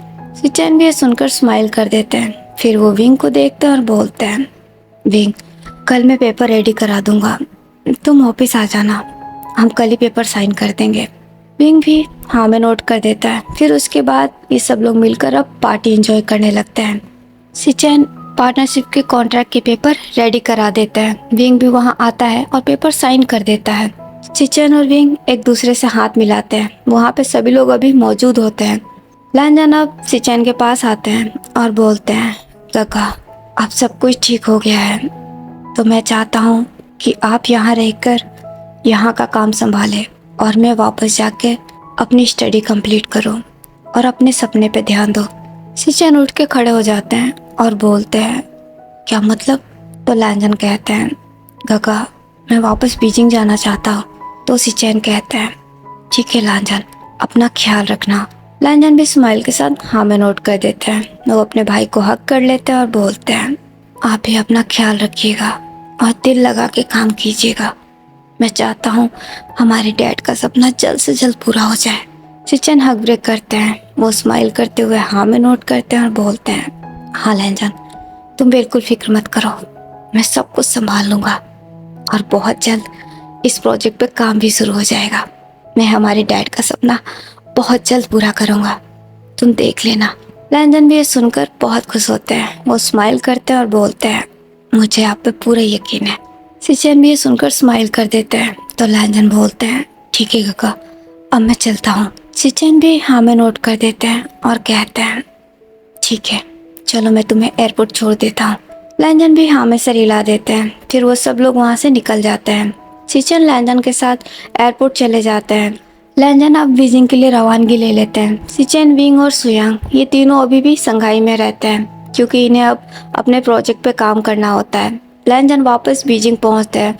वहां जाके वो फिर से अपनी स्टडी और अपनी प्रैक्टिस पे ध्यान देने लगते हैं। ऐसे ही कुछ महीने और निकल जाते हैं। सिचेन ने भी वहां संघाई में अपने डैड के बिजनेस को बखूबी निभाया होता है। जैसे लैन किरण किया करते थे वैसे ही सिचेन भी कर रहे होते हैं। विंग और सिचेन ने मिलकर अब प्रोजेक्ट पे भी काम शुरू कर दिया होता है। उनका प्रोजेक्ट भी स्टार्ट हो गया होता है। विंग ने लैंडन को पिछले 6 महीने से नहीं देखा है। वो लैंडन को देखना चाहता है, उससे बात करना चाहता है, उससे मिलना चाहता है, लेकिन वो अभी फिलहाल यहाँ प्रोजेक्ट में फंसा हुआ है। वो अभी अपने ऑफिस में बैठा है और यही सब सोच रहा है। तभी वहाँ पे सिचेन आते हैं और कहते हैं विंग। विंग अब अपने सेंस में आता है। वो सिचेन को देख के उठ के खड़ा हो जाता है।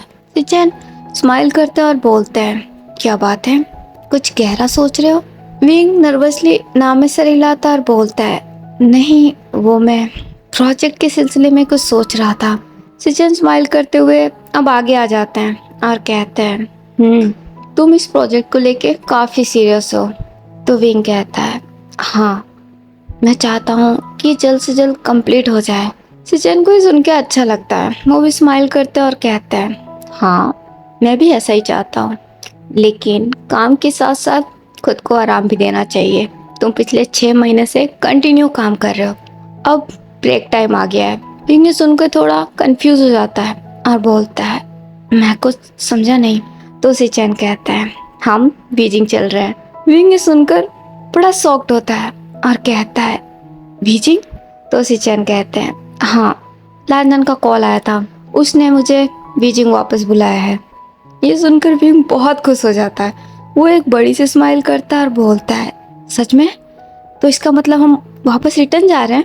तो सिचेन कहते हैं हाँ, एक्चुअली मैं लैंडन ने अपनी सीजीए मिस मियान की और सुयांग की शादी फिक्स कर दी है और मैं चाहता हूँ इस शादी में तुम भी शामिल हो अपनी पूरी फैमिली के साथ। मैं तुम्हें अभी से इनवाइट कर रहा हूँ। विंग तो ये सुनकर बड़ा ही खुश हो जाता है। शादी गई तेल लेने, उसे तो बस बीजिंग जाके लांजन को देखना है। वो पिछले 6 महीने से लांजन को देखने के लिए तरस रहा है। वो खुशी से हाँ में सर हिलाता है और बोलता है ये भी कोई कहने की बात है, मैं जरूर आऊँगा। इनफैक्ट मैं वहीं रहूँगा, मैं आप सबकी मदद कराऊँगा। तो सिचेन कहता है नहीं, इसकी कोई ज़रूरत नहीं है। लांजन ने सारी तैयारियां पहले से कर ली है, तुम बस अपनी फैमिली के साथ उसमें शामिल हो जाना। वैसे भी तुम पिछले 6 महीने से बहुत काम कर चुके हो, अब तुम्हें थोड़ी आराम की ज़रूरत है। तो विंग कहता है नहीं, ऐसी कोई बात नहीं है, मैं बिल्कुल ठीक हूँ। तो सिचेन कहता है वो तो मैं देख ही सकता हूँ, जब भी तुम्हारे चेहरे पे आज इतनी खुशी है। विंग सुनकर नर्वस हो जाता है और कहता है नहीं, वो मैं इसलिए खुश हूँ क्योंकि मुझे सीजे की याद आ रही थी। मैंने पिछले 6 महीने से उन्हें देखा नहीं है और मैं जिनलिंग से भी मिलना चाहता हूँ, मुझे उसकी भी बहुत याद आ रही थी। तो सिचेन कहता है अगर ऐसा था तो तुम्हें मुझे बोलना चाहिए था। तो विंग कहता है नहीं, मैं नहीं चाहता था कि आप सारा काम अकेले संभालें, मैं भी आपका पूरी तरीके से साथ देना चाहता था। तो सिचेन कहता है चलो कोई बात नहीं, इस बार हम लंबी छुट्टी लेंगे, वैसे भी अभी हमारा यहाँ पे कोई काम नहीं है। विंग भी सुनकर स्माइल के साथ हाँ में नोट करता है। तो सिचेन कहता है ठीक है, तैयारी कर लो, हम आज नाइट में ही निकलेंगे। विंग भी हाँ में सर हिला देता है। सिचेन अब वहाँ से चले जाते हैं। नाइट में ये दोनों बीजिंग के लिए वापस फ्लाइट ले लेते हैं। अगले मॉर्निंग ये बीजिंग पहुँचते हैं। लांजन अपने भाई को देख के बड़े खुश होते हैं। वो अपने भाई को हक करते हैं और बोलते हैं गगा, मैंने आपको बहुत मिस किया। तो सिचेन कहते हैं मैंने भी तुम्हें बहुत मिस किया। तुम्हारी स्टडी कैसे चल रही है? तो लांजन कहते हैं फर्स्ट क्लास गगा। तो सिचेन कहते हैं ये तो बहुत अच्छी बात है, पर स्टडी के साथ साथ तुम अपना ख्याल तो रख रहे हो ना? तो लांजन कहता है हाँ गगा, मैं स्टडी का और अपना दोनों का बहुत अच्छे से ख्याल रख रहा हूँ। और आपको पता है गगा, बहुत जल्द मेरे कॉलेज में रेसिंग का कंपटीशन होने वाला है और मैं इस कंपटीशन में पार्टिसिपेट कर रहा हूँ। क्या आप इस कंपटीशन के लिए आएंगे? तो सिचेन कहते हैं ये भी कोई पूछने की बात है, मैं तो बहुत ज़्यादा एक्साइटेड हूँ, मैं जरूर आऊँगा। वैसे कब है तुम्हारा कंपटीशन? तो लांजन बोलते हैं अभी इसमें टाइम है, नेक्स्ट वीक होगा, लेकिन उससे पहले हमें सीजे और सुयांग गगा की शादी पे ध्यान देना है। वैसे मैंने शादी की सारी तैयारियां कर ली है, बस सुयांग गगा का ही इंतजार था। अब वो भी आ गए तो कल मैं उनके साथ जाके उनके लिए भी शॉपिंग कराऊंगा। आपको भी अगर शॉपिंग करनी हो तो आप भी मेरे साथ चल लो। सिचन स्माइल करते और बोलते हैं, क्या बात है, तुमने तो मुझे पूरा इम्प्रेस ही कर दिया, तुमने अकेले ही सब कुछ हैंडल कर लिया। I am so proud of you. Landon ने सुनकर बड़े खुश होते हैं और बोलते हैं, और नहीं तो क्या गगा, आप मुझे जानते नहीं हो, मैं हर काम को बहुत अच्छे तरीके से कर सकता हूँ। तो सिचन कहता है, मैं जानता हूँ तुम हर काम कर सकते हो क्योंकि तुम मेरे भाई हो। ये सुनकर लैंडन हैरान हो जाते हैं। ये देख के सिचन हंसने लग जाता है और कहते हैं, मैं मजाक कर रहा हूँ, चलो मैं थोड़ा फ्रेशन अप होके आता हूँ। लैंडन भी हाँ में सर हिला देते हैं। सिचन वहाँ से चले जाते हैं। दूसरी तरफ हमारा सुयांग, वो भी मिस मियान को बहुत मिस कर रहा होता है। बेचारा पिछले 6 महीने से सिर्फ फोन कॉल पे बात कर रहा होता है। वो मिस मियान को देखना चाहता है। वो जल्दी से छुपते छुपाते उनके रूम में एंटर करता है। मिस मियान उसे अपने सामने देखकर बड़ी हैरान होती है और बोलती है, सुयांग तुम यहाँ क्या कर रहे हो? सुयांग जल्दी से मिस मियान के पास चला जाता है। वो जाके उन्हें हक कर लेता है और बोलता है, कुछ मत पूछो, तुम्हें पता भी है पिछले 6 महीने से मैं तुम्हें देखने के लिए कितना तरस रहा था। अभी मुझे तुम्हें जी भर के देखने दो, कोई सवाल मत करो और ना ही मुझे डिस्टर्ब करो। वो इतना बोल के मिस मियान को और भी टाइटली हक कर लेता है और अपनी आंखें बंद कर लेता है। ये सुनकर मिस मियान को भी बहुत खुशी होती है। वो भी स्माइल करने लगती है। वो भी सुयांग को टाइटली हक बैक कर देती है। कुछ देर तक ये दोनों एक दूसरे को हक के ऐसे ही खड़े रहते हैं। सुयांग फिर हक ब्रेक करता है और बोलता है, सच में मैंने तुम्हें बहुत मिस किया, मेरा बिल्कुल मन नहीं लग रहा था। मेरा दिल कर रहा था कि मैं दौड़ के तुम्हारे पास चला आऊं, पर वहाँ पे बॉस थे। मैंने कई बार कोशिश भी की थी बॉस से छुट्टी लेने की, पर बॉस ने मुझे छुट्टी नहीं दी। वो इतना बोल के पाउट कर लेता है। ये देख के मिस म्यान को बहुत अच्छा लगता है। वो स्माइल करती है और बोलती है, अच्छा किया, वैसे भी तुम वहाँ पे उनकी मदद के लिए थे, अभी उन्हें तुम्हारी सबसे ज्यादा जरूरत है, तो उनकी पूरी मदद करो। मैं तो यही हूँ, मैं कहाँ भागी जा रही हूँ। तो सुयांग कहता है, इसका मतलब तुमने मुझे बिल्कुल भी मिस नहीं किया?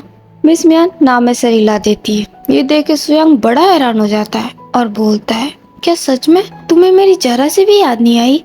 वो बहुत ही सैड हो जाता है। उसे ऐसा देख मिस म्यान को हंसी आ जाती है। वो स्माइल करती है।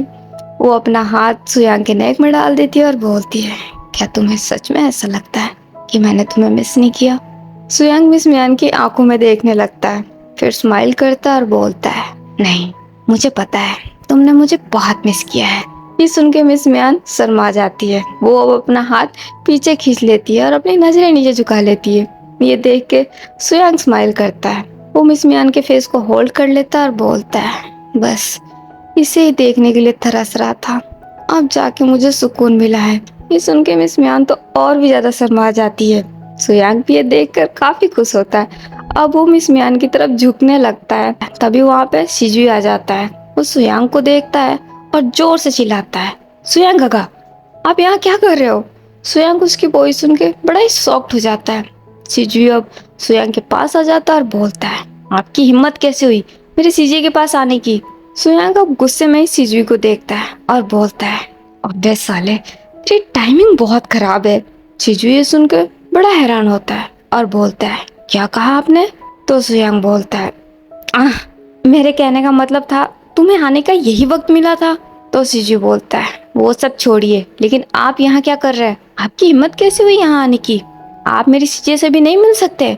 तो सुयांग बोलता है, क्यों क्यों नहीं मिल सकता? मैं इनका फियांसे हूँ, हम दोनों की सगाई हो चुकी है और 2 दिन बाद हमारी शादी है। तो शिजुई कहता है, हाँ इसीलिए आप नहीं मिल सकते। जब तक आप दोनों की शादी नहीं हो जाती आप दोनों नहीं मिल सकते। और अभी के लिए अच्छा होगा कि आप अभी के अभी यहाँ से निकलिए, वरना मैं लैंजन को बुला दूंगा। ये सुन के सुयांग बड़ा हैरान हो जाता है और बोलता है, नहीं, इसकी कोई जरूरत नहीं है, मैं जाता हूँ। ये सुन के शिजुई स्माइल करने लगता है और बोलता है, गुड, अब निकलिए यहाँ से। तो सुयांग कहता है, मैं तुम्हें छोड़ूंगा नहीं, तुम मेरे सबसे बड़े दुश्मन हो। तो सुयांग बोलता है, हाँ वो तो मैं हूँ और हमेशा रहूंगा। सुयांग अब मिस म्यान की तरफ देखता है। वो उसे देख कर स्माइल कर रही होती है। तो शिजुई बोलता है, मैंने कहा बाहर निकलिए। सुयांग भी अब चिढ़ते हुए पैर पटकते हुए वहाँ से चला जाता है। ये देखकर शिजुई और मिस म्यान दोनों हंसने लगते हैं। अब हमें नेक्स्ट डे का सीन दिखाया जाता है। लैंजन सब लोगों के साथ शॉपिंग करने के लिए गया होता है। यहाँ पे यानली, विंग और उसका बेटा जिनलिंग भी आया हुआ होता है। सब लोग अपनी अपनी शॉपिंग में लगे होते हैं, लेकिन हमारे विंग का ध्यान सिर्फ लैंजन पे होता है। वो कब से लैंजन से बात करने की कोशिश कर रहा है, पर लैंजन उसे अकेला मिल ही नहीं रहा है। वो हर समय किसी न किसी के साथ है। अभी भी बिंग चुपके से लैंजन को ही देख रहा होता है और वो मौके की ताक में होता है कि एक बार उसे लैंजन अकेले मिले, फिर वो जाके उससे बात करे। अभी लैंजन के पास रोजी, मिस म्यान और सिजुई होते हैं। दूसरी तरफ हमारे सिचेन यानली और जिनलिंग के साथ होते हैं। जिनलिंग सिचेन के गोद में होता है और बोलता है, डैडी मुझे ना नए नए टॉयज लेना है, मम्मा ने मुझे एक भी टॉयज नहीं दिलाया। सिचेन ने सुनकर स्माइल करते हैं और बोलते हैं, क्या सच में? जिनलिंग भी पाउट करते हुए हाँ में सर हिलाता है और बोलता है, हाँ मैंने मम्मा को कहा था कि मैं आपसे शिकायत करूंगा, लेकिन वो मुझसे डरी ही नहीं। उन्होंने कहा कि शिकायत कर लेना।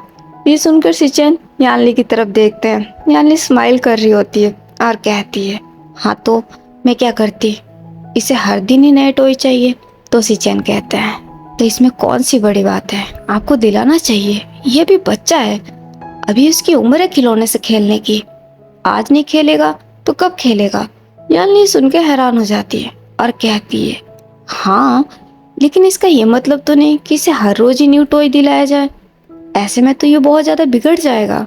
तो सिचेन कहता है, नहीं ये बिल्कुल नहीं बिगड़ेगा, आपको इसे टॉयज दिलाना चाहिए था। यानली सुन के बड़ी हैरान होती है। वो हैरानी से सिचेन को देखने लगती है। सिचेन अब जिनलिंग को देखते हैं और बोलते हैं, डोंट वरी जिनलिंग, तुम्हें कभी भी किसी चीज की जरूरत हो ना, तो तुम्हें मम्मा से बोलने की कोई जरूरत नहीं है, तुम डायरेक्टली मुझे बोलो, मैं तुम्हें हर चीज दिलाऊंगा। जिनलिंग सुन के बड़ा खुश हो जाता है और बोलता है, सच्ची में डैडी? सिचेन भी स्माइल के साथ हाँ में नोट करते हैं। जिनलिंग अब सिचेन के चिक पे एक किस कर देता है, फिर वो उन्हें हक करता है और बोलता है, आई लव यू डैडी, आप बहुत अच्छे हो। सिचेन को भी सुनकर बड़ी खुशी होती है। वो भी स्माइल करते हैं और बोलते हैं, आई लव यू टू। ये देखकर यानली बड़ी इमोशनल हो जाती है। उसकी आंखें थोड़ी नम हो जाती है। वो अपना फेस अब मोड़ लेती है। तो सिचेन कहते हैं, चलो जिनलिंग, हम तुम्हारे लिए टॉयज खरीदते हैं। जिनलिंग भी खुशी से हाँ में सर हिला देता है। सिचेन अब यानली को देखते हैं और बोलते हैं, मिस यानली, अगर आपको भी कुछ पसंद है तो आप ले लीजिए, मैं जब तक जिनलिंग को टॉयज दिला के आता हूँ। यानली भी हाँ में सर हिला देती है। सिचेन अब जिनलिंग को लेकर वहाँ से चले जाते हैं। यानली उन्हें जाता हुआ देखती है। वो स्माइल करती है, फिर वो आगे चली जाती है और इधर उधर देखने लगती है। तभी उसकी नज़र एक सूट पे जाती है। वो उसे देखकर उसके पास चली जाती है। उसे वो सूट काफी पसंद आता है। वो उसे हाथ में ले लेती है और कहती है, ये मिस्टर सिचेन पे बहुत अच्छा लगेगा, क्या मैं उनके लिए ये ले लूं? पर मैं उन्हें दूंगी कैसे, क्या कहूंगी मैं, क्या पता वो कैसे रिएक्ट करेंगे। पर ये सूट मुझे काफी पसंद आ रहा है, मुझे क्या करना चाहिए? वो अब सोच में पड़ जाती है। उसे ये सूट सिचेन के लिए लेना है, पर वो ये सोच रही होती है कि वो देगी कैसे। वो काफी नर्वस होती है। वो कुछ देर तक ऐसे ही उस सूट को देखते हुए सोचती रहती है, फिर कहती है, जो भी हो देखा जाएगा, मुझे ये पसंद आ रहा है और मैं इसे लूंगी। वो इतना बोलकर स्माइल करती है और उस सूट को बाय कर लेती है। ऐसे ही 1 घंटा और निकल जाता है। इन सब की शॉपिंग कंप्लीट हो जाती है। बेचारे हमारे विंग को एक भी मौका नहीं मिला होता है लैंजन से बात करने का। वो बहुत ही ज्यादा उदास होता है और साथ ही साथ उसे बहुत ही ज्यादा गुस्सा भी आ रहा होता है। इसीलिए गुस्से में ही वो सबसे पहले वहां से चला जाता है। उसके जाने के थोड़ी देर बाद इन सब की भी शॉपिंग कंप्लीट हो जाती है। अब विंग जो कि पहले ही चला गया होता है, तो यानली को छोड़ने के लिए सिचेन को जाना पड़ता है। लैंजन सबके साथ अपने घर निकल जाते हैं और सिचेन यानली और जिनलिंग को लेके उनके घर के लिए निकल जाते हैं। थोड़ी देर बाद सिचेन यानली के घर भी पहुंचते हैं। यानली कार से बाहर निकलती है। वो बेचारी सोच रही होती है कि सिचेन को ये गिफ्ट कैसे दें। उधर सिचेन भी कार से बाहर आ जाते हैं। उन्होंने भी यानली के लिए एक ड्रेस खरीदा होता है और वो भी इसी कस्मोकस में होते हैं कि वो यानली को ये गिफ्ट कैसे दें। दोनों एक दूसरे के सामने खड़े होते हैं और यही सोच रहे होते हैं। यानली अब हिम्मत करके सिचेन को देखती है और बोलती है, मिस्टर सिचेन, वो मैंने आपके लिए कुछ लिया है, आई होप आपको बुरा नहीं लगेगा। सिचेन ने सुनकर थोड़े हैरान होते हैं और कहते हैं, मेरे लिए? यानली नर्वसली हाँ में नोट करती है और कहती है, हाँ वो मैंने इसे देखा और मुझे बहुत पसंद आया, मुझे लगा कि ये आप पे सूट करेगा, इसीलिए मैंने इसे ले लिया। सिचेन ने सुनकर स्माइल करते हैं और बोलते हैं, थैंक यू जो आपने मेरे बारे में इतना सोचा। एक्चुअली मैंने भी आपके लिए कुछ लिया था। ये सुनकर अब यालनी हैरान हो जाती है। वो हैरानी से सिचेन को देखने लगती है। सिचेन स्माइल करते हुए अपना गिफ्ट यालनी की तरफ बढ़ाते हैं और कहते हैं, आई होप आपको भी ये पसंद आएगा। यालनी सिचेन से उस गिफ्ट को ले लेती है। उसे बहुत अच्छा लग रहा होता है। वो एक स्माइल करती है और बोलती है, थैंक यू। वो इतना बोल के वो भी अपना गिफ्ट सिचेन को दे देती है। सिचेन भी उसे ले लेते हैं और उसे थैंक यू बोलते हैं और कहते हैं, ठीक है अब मैं चलता हूँ। यालनी भी हाँ में नोट कर देती है। तो जिनलिंग बोलता है, डैडी आप अंदर नहीं आओगे? तो सिचेन कहता है, नहीं जिनलिंग अभी मुझे थोड़ा काम है, मैं फिर कभी आऊंगा। तो जिनलिंग कहता है, पर डैडी आप थोड़ी देर के लिए तो मेरे साथ रुको, मैंने आपको बहुत मिस किया है। मुझे आपसे बहुत सारी बातें करनी है और मुझे आपकी होमवर्क में भी हेल्प चाहिए। सिचेन अब जिनलिंग को गोद में उठा लेते हैं। वो उसके चिक पे किस करते हैं और बोलते हैं, जिनलिंग अभी के लिए मुझे जाना होगा, मुझे कुछ अर्जेंट काम है, लेकिन मैं तुमसे वादा करता हूँ मैं बहुत जल्द फ्री होके तुम्हारे पास आऊंगा। जिनलिंग ये सुन के खुश हो जाता है और बोलता है, प्रॉमिस? सिचेन भी स्माइल के साथ प्रॉमिस कर देते हैं। तो जिनलिंग बोलता है, ठीक है डैडी मैं आपका इंतजार करूंगा। सिचेन भी हाँ में नोट कर देते हैं। फिर वो जिनलिंग को अपने गोद से उतार देते हैं। वो यानली को देखते हैं और बोलते हैं, चलता हूँ।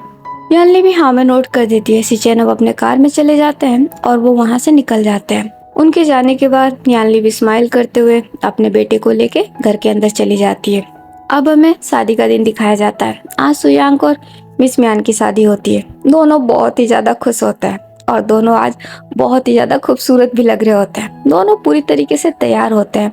सारे मेहमान भी आ चुके होते हैं। विंग और यानली भी आ चुके होते हैं। इस शादी में वेंचिंग भी इनवाइटेड होती है। सभी लोग आ चुके होते हैं।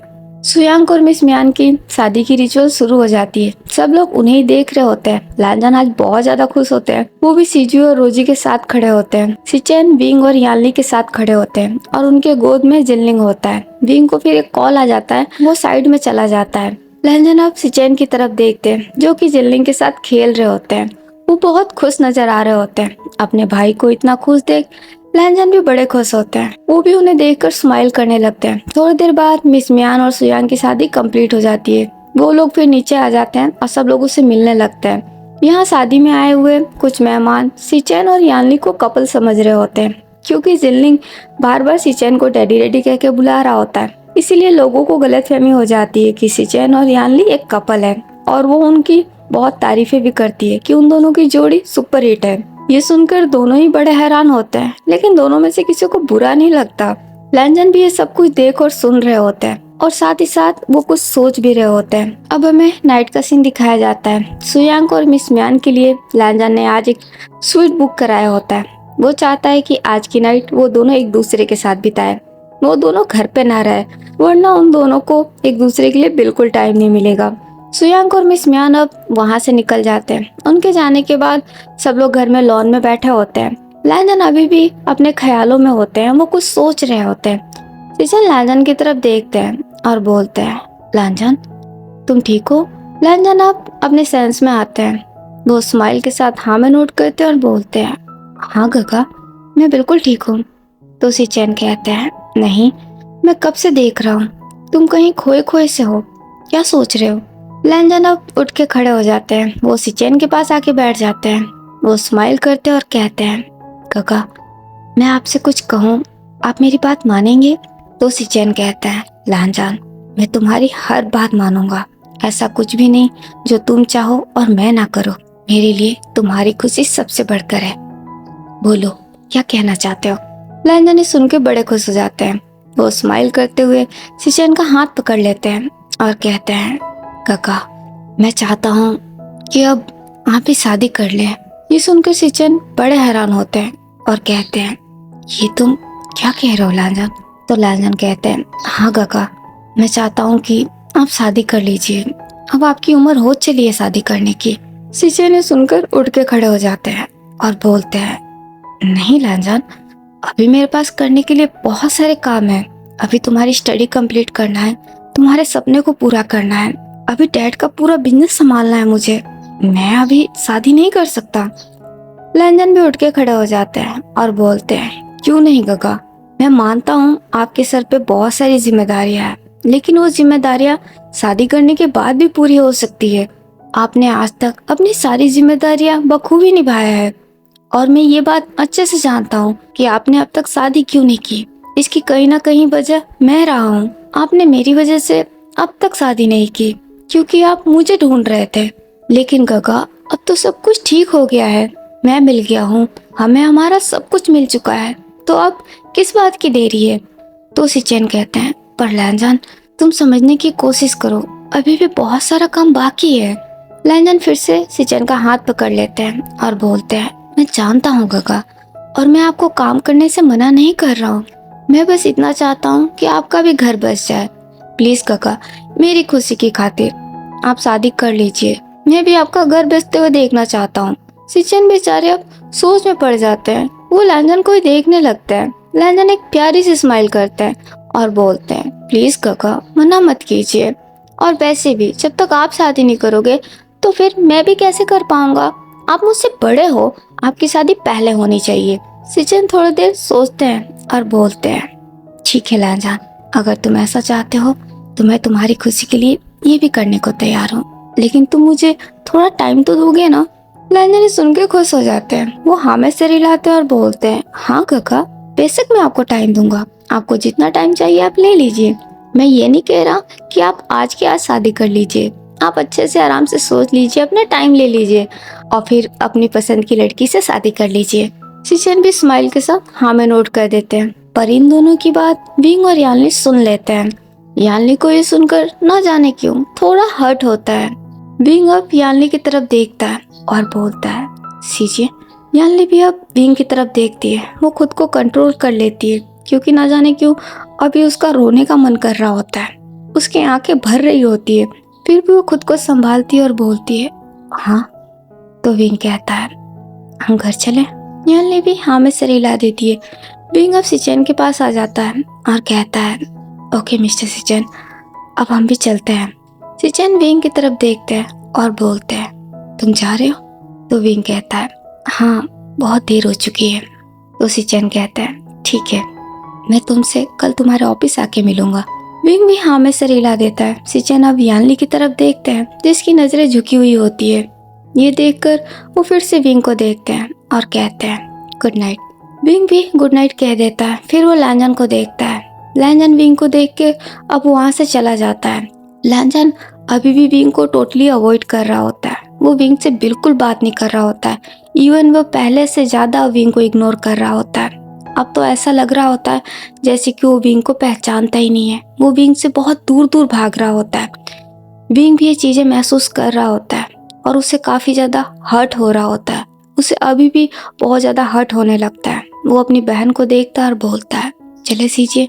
यानली भी अब विंग की तरफ देखती है। फिर वो सिचेन की तरफ देखती है। सिचेन उन्हें देख कर स्माइल कर देते हैं। यानली भी एक फेक स्माइल करती है और वो अब विंग के साथ वहां से चली जाती है।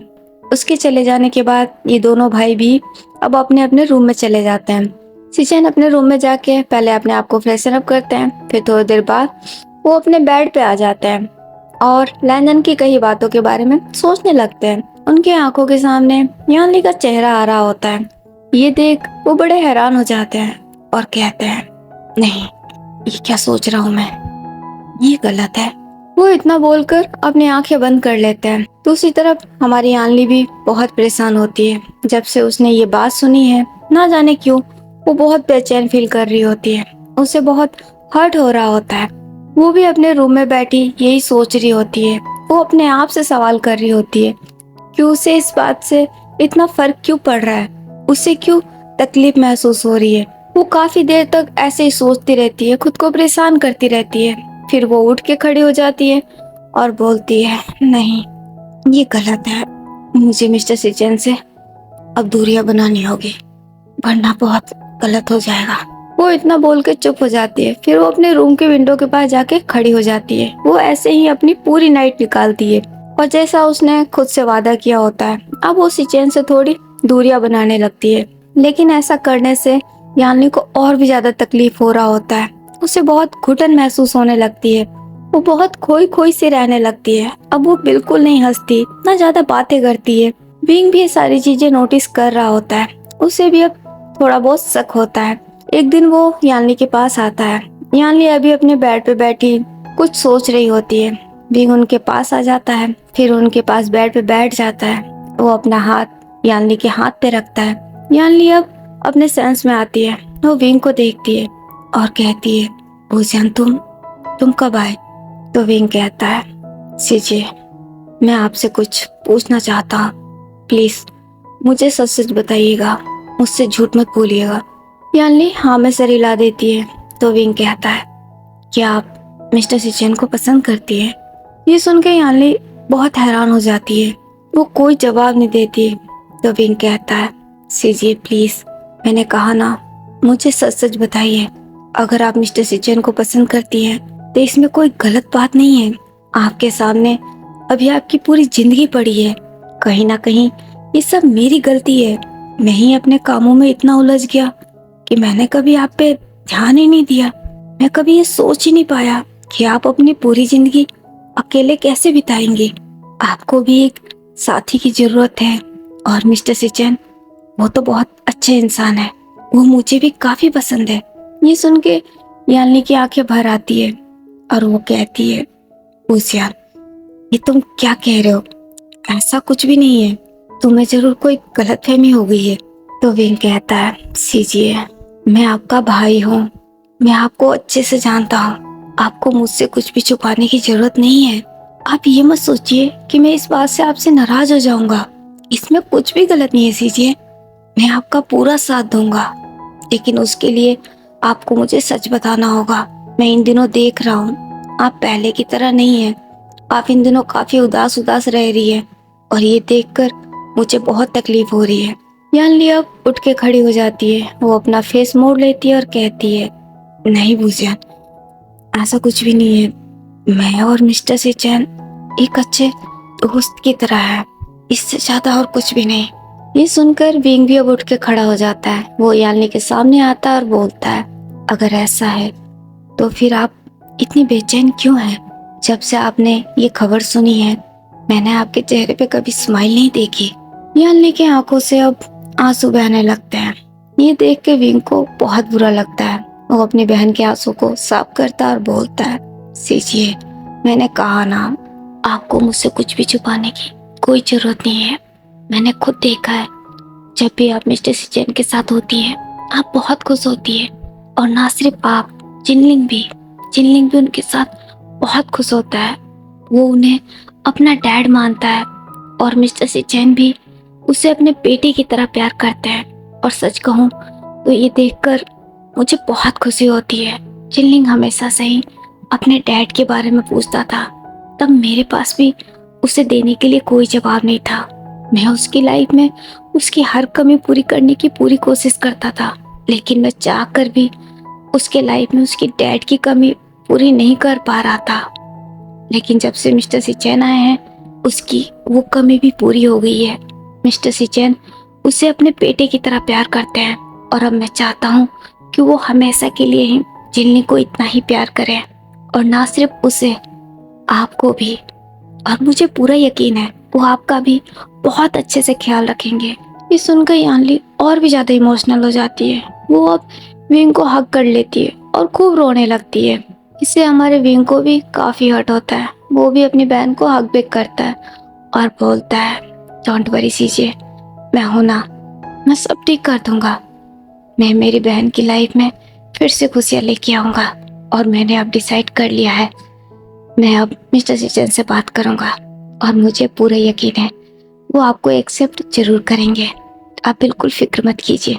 यानली कुछ नहीं बोलती, वो अभी भी खामोश रहती है। वो सिर्फ विंग के गले लग के चुपचाप रो रही होती है। अब हमें कुछ दिन बाद का सीन दिखाया जाता है। आज लैंजन के कॉलेज में रेसिंग का कंपटीशन था जिसमें लैंजन और रोजी ने पार्टिसिपेट किया होता है। ये सब लोग भी वहाँ गए होते हैं इन दोनों को सपोर्ट करने के लिए। ये रेस हमारा लैंजन जीत जाता है और सेकंड नंबर पे हमारी रोजी आती है। एक्चुअली में रोजी चाहती तो वो फर्स्ट नंबर पे आ सकती थी, बट वो लैंजन से कभी जीतना ही नहीं चाहती। उसकी चाहत हमेशा से यही है कि ज़िंदगी की हर रेस में लांजन ही जीते, क्योंकि लांजन उसकी नज़रों में बेस्ट है। और इसी खुशी में सिचेन ने फिर घर पे एक छोटा सा सेलिब्रेशन रखा होता है। इस सेलिब्रेशन में विंग और यालनी को भी इनवाइट किया होता है। ये दोनों भी इस सेलिब्रेशन में शामिल हो जाते हैं। सब लोग मिलकर खूब इंजॉय करते हैं। विंग अब सिचेन के पास आ जाता है और कहता है, मिस्टर सिचेन, मुझे आपसे और लांजन से कुछ बात करनी है। ये सुन के सिचेन थोड़े हैरान होते हैं और बोलते हैं, मुझसे और लांजन से? विंग हाँ में सर हिलाता है। तो सिचेन कहते हैं, क्या बात है विंग, सब कुछ ठीक है ना? तो विंग कहता है, हाँ मिस्टर सिचेन, आप घबराइए नहीं, मुझे सिर्फ आप दोनों से कुछ जरूरी बात करनी है। सिचेन भी अब हाँ में सर हिला देते हैं। फिर वो लांजन को देख के उसे अपने पास बुलाते हैं। लांजन भी सिचेन के पास आ जाता है और कहता है, हाँ गगा। तो सिचेन कहते हैं, लांजन, विंग को हम दोनों से कुछ बात करनी है।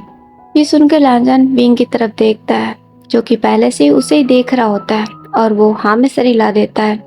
लांजन अब सिचेन की तरफ देखता है और वो भी हाँ में सर हिला देता है। ये तीनों एक रूम में चले जाते हैं। सिचेन विंग को देखता है और बोलते हैं, सब कुछ ठीक है ना? तुम मुझे थोड़ा परेशान दिख रहे हो। तो विंग कहता है, नहीं मिस्टर सिचेन, ऐसी कोई बात नहीं है, सब कुछ ठीक है। तो सिचेन कहता है, तो बताओ क्या बात करनी है तुम्हें? विंग थोड़ा रुकता है। वो पहले लांजन की तरफ देखता है, जो कि अभी उसे ही देख रहा होता है। फिर वो सिचेन को देखता है और बोलता है, मिस्टर सिचेन, मुझे बातों को गोल गोल घुमाना नहीं आता, इसीलिए मैं सीधा पॉइंट पे आता हूँ। मैं चाहता हूँ कि आप मेरी सीजे से शादी कर ले। ये सुन के सिचेन बड़े हैरान हो जाते हैं और कहते हैं, विंग, ये तुम क्या कह रहे हो? तो विंग कहता है, हाँ मिस्टर सिचेन, मेरी बहन आपको बहुत पसंद करती है, और मैंने देखा है कहीं ना कहीं आप भी मेरी बहन को पसंद करते हैं। जब तो आपने जिलिंग को डैड कहने की परमिशन दी है, और आप भी उसे अपने बेटे की तरह प्यार करते हैं। आप उसका बहुत ख्याल रखते हैं, ये मैंने खुद देखा है। और सच कहूँ तो मुझे ये देखकर बहुत खुशी होती है। मेरे नेफ्यू की लाइफ में हमेशा उसकी डैड की कमी थी। इस कमी को मैं भी चाहकर पूरा नहीं कर पा रहा था, लेकिन आपके आने के बाद उसकी ये कमी पूरी हो गई है, और मेरी बहन भी बहुत खुश रहने लगी है। प्लीज मिस्टर सिचेन, मैं आपसे रिक्वेस्ट करता हूँ, मेरी बहन को एक्सेप्ट कर लीजिए। वो आपको बहुत पसंद करने लगी है। आपने वैसे भी मेरे नेफ्यू को तो अपना ही लिया है, तो अब मेरी सीजे को भी अपना लीजिए। ये सुन के सिचेन तो बहुत ही ज्यादा शॉक्ड हो जाते हैं। वो हैरानी से ही विंग को देखने लगते हैं। लांजन भी सुन के थोड़ा हैरान होता है। वो भी अभी विंग को ही देख रहा होता है। विंग अब लांजन की तरफ देखता है। वो उसके पास आ जाता है और बोलता है, लांजन, मैं सच कह रहा हूँ, मेरी बहन बहुत अच्छी है। वो मेरी तरह नहीं है, वो मुझसे बहुत अलग है। उनका दिल बहुत साफ है। वो सबसे बहुत प्यार करती है, और मेरा यकीन मानो, वो तुम्हारे गगा का भी बहुत अच्छे से ख्याल रखेगी। वो तुम्हें कभी कोई शिकायत का मौका नहीं देगी। प्लीज लांजन, मेरी सीजे को एक्सेप्ट कर लो।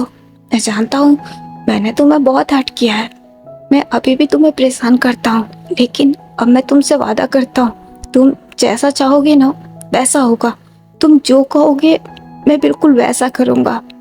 मैं तुम्हें कभी भी परेशान नहीं करूँगा, लेकिन प्लीज मेरी ये रिक्वेस्ट एक्सेप्ट कर लो। इससे मेरी सीजे का घर बस जाएगा। उनके सामने उनकी पूरी लाइफ पड़ी है। वो अकेले अपना लाइफ कैसे निकालेगी? उन्हें भी उनके लाइफ में एक पार्टनर की जरूरत है, और मिस्टर सिचेन से अच्छा पार्टनर उन्हें कोई और नहीं मिल पाएगा। विंग ये सब कुछ बोल रहा होता है, और वो अंदर से काफी इमोशनल भी होता है। उसकी आंखों से अब आंसू बहने लगते हैं। ये देखकर हमारे लांजन को बहुत हर्ट होता है, और वो कहता है, नहीं मिस्टर वी, इसमें आपको रिक्वेस्ट करने की कोई जरूरत नहीं है। मैं खुद सीजो को पसंद करता हूँ, और मैंने गगा से इसीलिए शादी की बात की थी। मैं खुद भी यही चाहता हूँ कि गगा सीजे से शादी करे। ये सुन के विंग भी बहुत हैरान हो जाता है, और सिचेन भी। सिचेन अब लांजन के पास आते हैं और कहते हैं, ये तुम क्या कह रहे हो लांजन? तो लांजन बोलता है, हाँ गगा, मैं खुद भी यही चाहता हूँ। मुझे आपके लिए सीजे ही पसंद है। मैंने देखा है आप दोनों एक दूसरे के साथ बहुत अच्छे लगते हैं, और आप दोनों एक दूसरे के साथ काफी खुश भी रहते हैं और जिनलिंग भी आपसे बहुत प्यार करता है। वो तो अभी से ही आपको अपना डैड मान रहा है। ये सुन के सिचन और भी ज्यादा हैरान हो जाता है। अब वो पूरी तरीके से शांत पड़ जाता है। लेकिन ये सुन के विंग बहुत खुश हो जाता है। वो एक हल्की सी स्माइल करता है और बोलता है, क्या सच में लैंजन, तुम सच में ऐसा चाहते हो? लैंजन भी हाँ में सिर हिलाता है और बोलता है, हाँ मैं सच में ऐसा चाहता हूँ। विंग बहुत ज्यादा खुश हो जाता है। वो अब लैंजन का हाथ पकड़ लेता है और बोलता है, थैंक यू लैंजन, थैंक यू सो मच। मैं तुम्हारा ये एहसान कभी नहीं भूलूंगा। लैंजन इससे थोड़ा घबरा जाता है। ये देख विंग उसका हाथ छोड़ देता है और बोलता है, सॉरी। वो सिचैन की तरफ देखता है और बोलता है, मिस्टर सिचैन, क्या आप मेरी बहन से शादी करेंगे? सिचैन, जो कि अभी खुद भी बहुत हैरान होते हैं, उन्हें तो कुछ समझ में नहीं आ रहा होता है। उन्होंने कभी यानली को लेके ऐसा कुछ सोचा नहीं है। हाँ, वो यानली को पसंद करते हैं, लेकिन उन्होंने उनसे शादी करने के बारे में कभी नहीं सोचा। वो अभी भी काफी कंफ्यूज होते हैं। वो विंग को कोई जवाब नहीं दे पाते। ये देखकर विंग थोड़ा परेशान हो जाता है और वो लैंजन की तरफ देखने लगता है। लैंजन अब सिचन के पास आ जाता है। वो सिचन का हाथ पकड़ लेता है और बोलता है, काका मान जाइए, चीची सच में बहुत अच्छी लड़की है और वो मुझे भी काफी पसंद है। मैं चाहता हूँ कि वो हमेशा मेरे साथ रहे। प्लीज आप उनसे शादी कर लीजिए। सिचन अब लैंजन की तरफ देखते हैं। लैंजन स्माइल के साथ हाँ में सर हिलाता है। तो सिचन कहता है, पर लैंजन, मैंने कभी मिस यानली को लेके ऐसा कुछ सोचा ही नहीं। क्या वो मुझे एक्सेप्ट करेगी? तो विंग कहता है, हाँ मिस्टर सिचन, वो आपको एक्सेप्ट करेंगी। वो आपको पसंद करती हैं। ये सुन के सिचन अब विंग की तरफ देखता है। विंग भी अब सिचन के पास आ जाता है। वो उनका हाथ पकड़ लेता है और बोलता है, मेरी सीजे आपको बहुत पसंद करती है। ये सुन के सिचन थोड़ा और सोचते हैं। फिर वो लैंजन को देखते हैं और बोलते हैं, ठीक है लैंजन, अगर तुम ऐसा चाहते हो तो मुझे मंजूर है।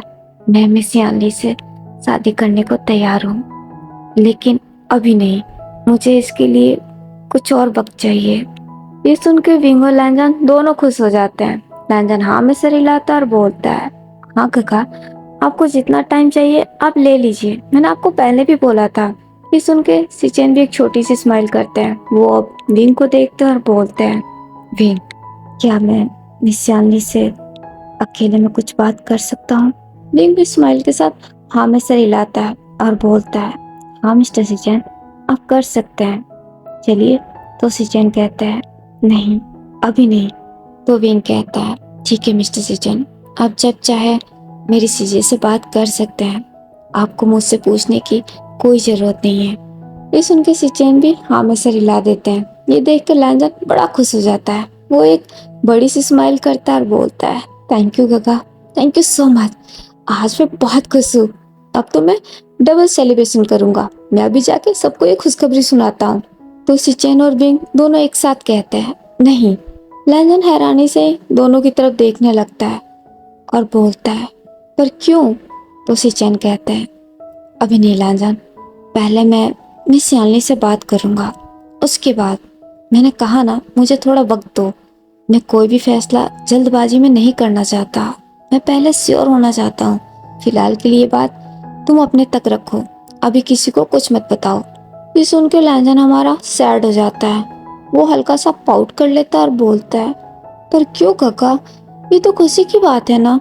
सिचेन अब लैंजन के पास आ जाते हैं। वो अपना हाथ उसके शोल्डर पे रखते हैं और बोलते हैं, हाँ लैंजन, लेकिन मैंने कहा ना, पहले मैं मिस यानली से बात करना चाहता हूँ। मैं जानना चाहता हूँ क्या वो मेरे साथ अपनी पूरी जिंदगी बिताने के लिए तैयार है। बस कुछ दिनों की बात है, कुछ दिनों के लिए सब्र कर लो। तो लैंजन बोलता है, ठीक है काका, अगर आप ऐसा चाहते हो तो यही सही, लेकिन मैं बहुत खुश हूँ। सिचेन भी सुन के स्माइल कर देते हैं। वो अपना हाथ अब लैंजन के फेस पे ले जाते हैं और बोलते हैं, ठीक है तुम जाओ, मुझे विंग से कुछ बात करनी है।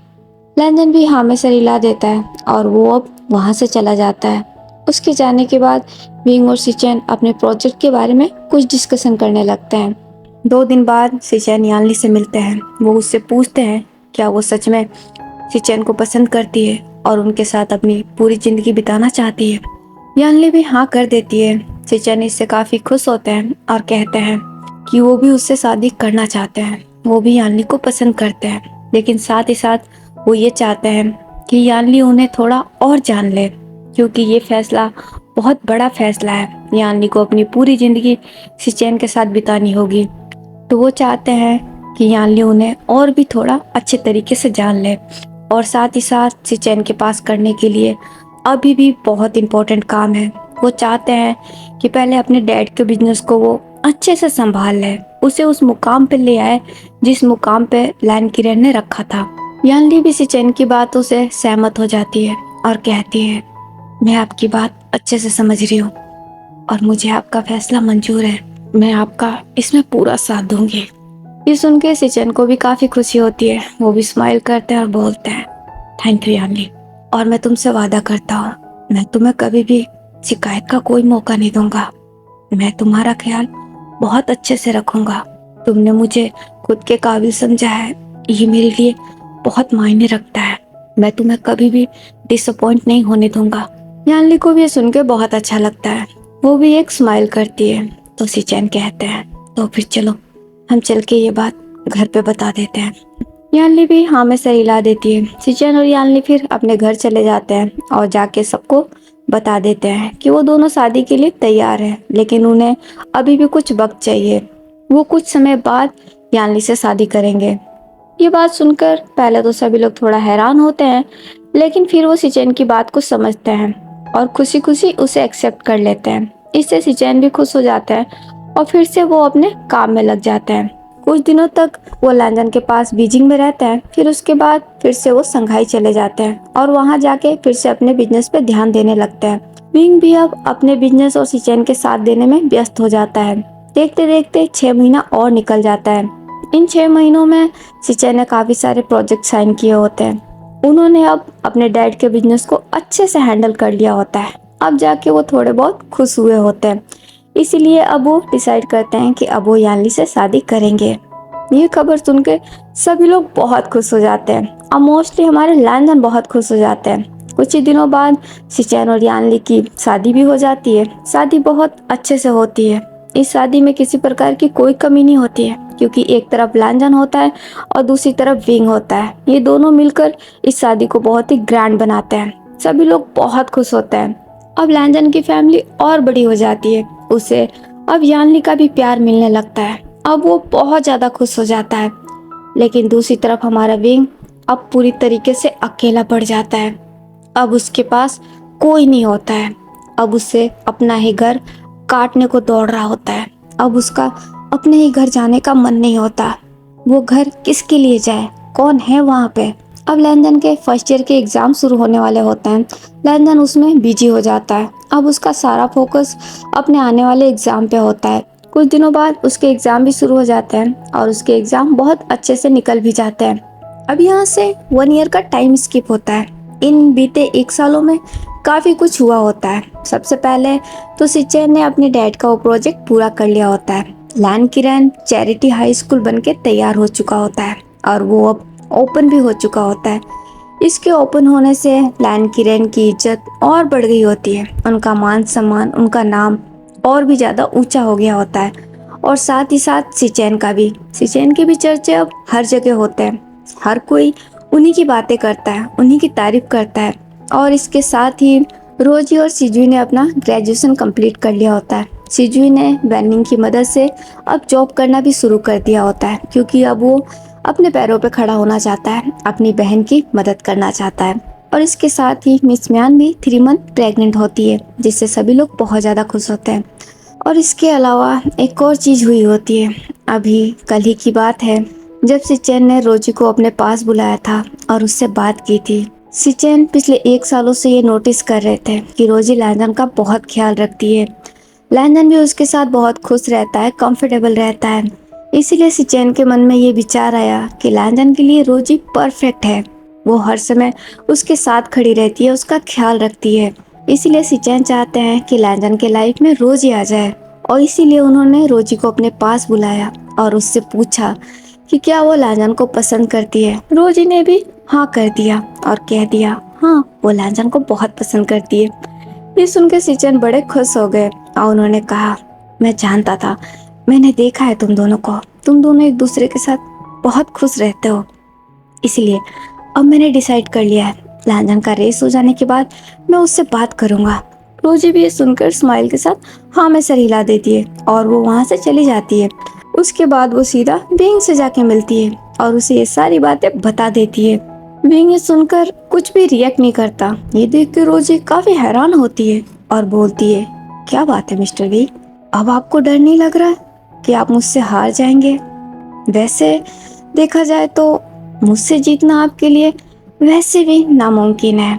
तो विंग कहता है अगर तुम्हें इतना ही यकीन है तो फिर तुम यहाँ क्या कर रही हो और तुम ये सारी बातें मुझे क्यों बता रही हो? तो रोजी कहती है क्योंकि मैं गेम में फेयर रहना पसंद करती हूँ, मैं कुछ भी छुपा के नहीं रखती। इसीलिए मैंने सोचा क्यों ना मैं आपको ये बता दूं ताकि आपको पहले से पता रहे और आप भी अपनी चाल चल सके। मैं सामने वाले प्लेयर को भी खेलने का मौका देती हूँ। विंग भी स्माइल करता और बोलता है थैंक यू रोजी, तुम सच में बहुत काइंड हो, मैं तुम्हारा ये एहसान जिंदगी भर याद रखूंगा। पर फिलहाल मुझे बहुत काम है, एक्सक्यूज मी। वो इतना बोल के वहाँ से चला जाता है। ये सुन के रोजी बड़ी हैरान हो जाती है, वो काफी कंफ्यूज हो जाती है।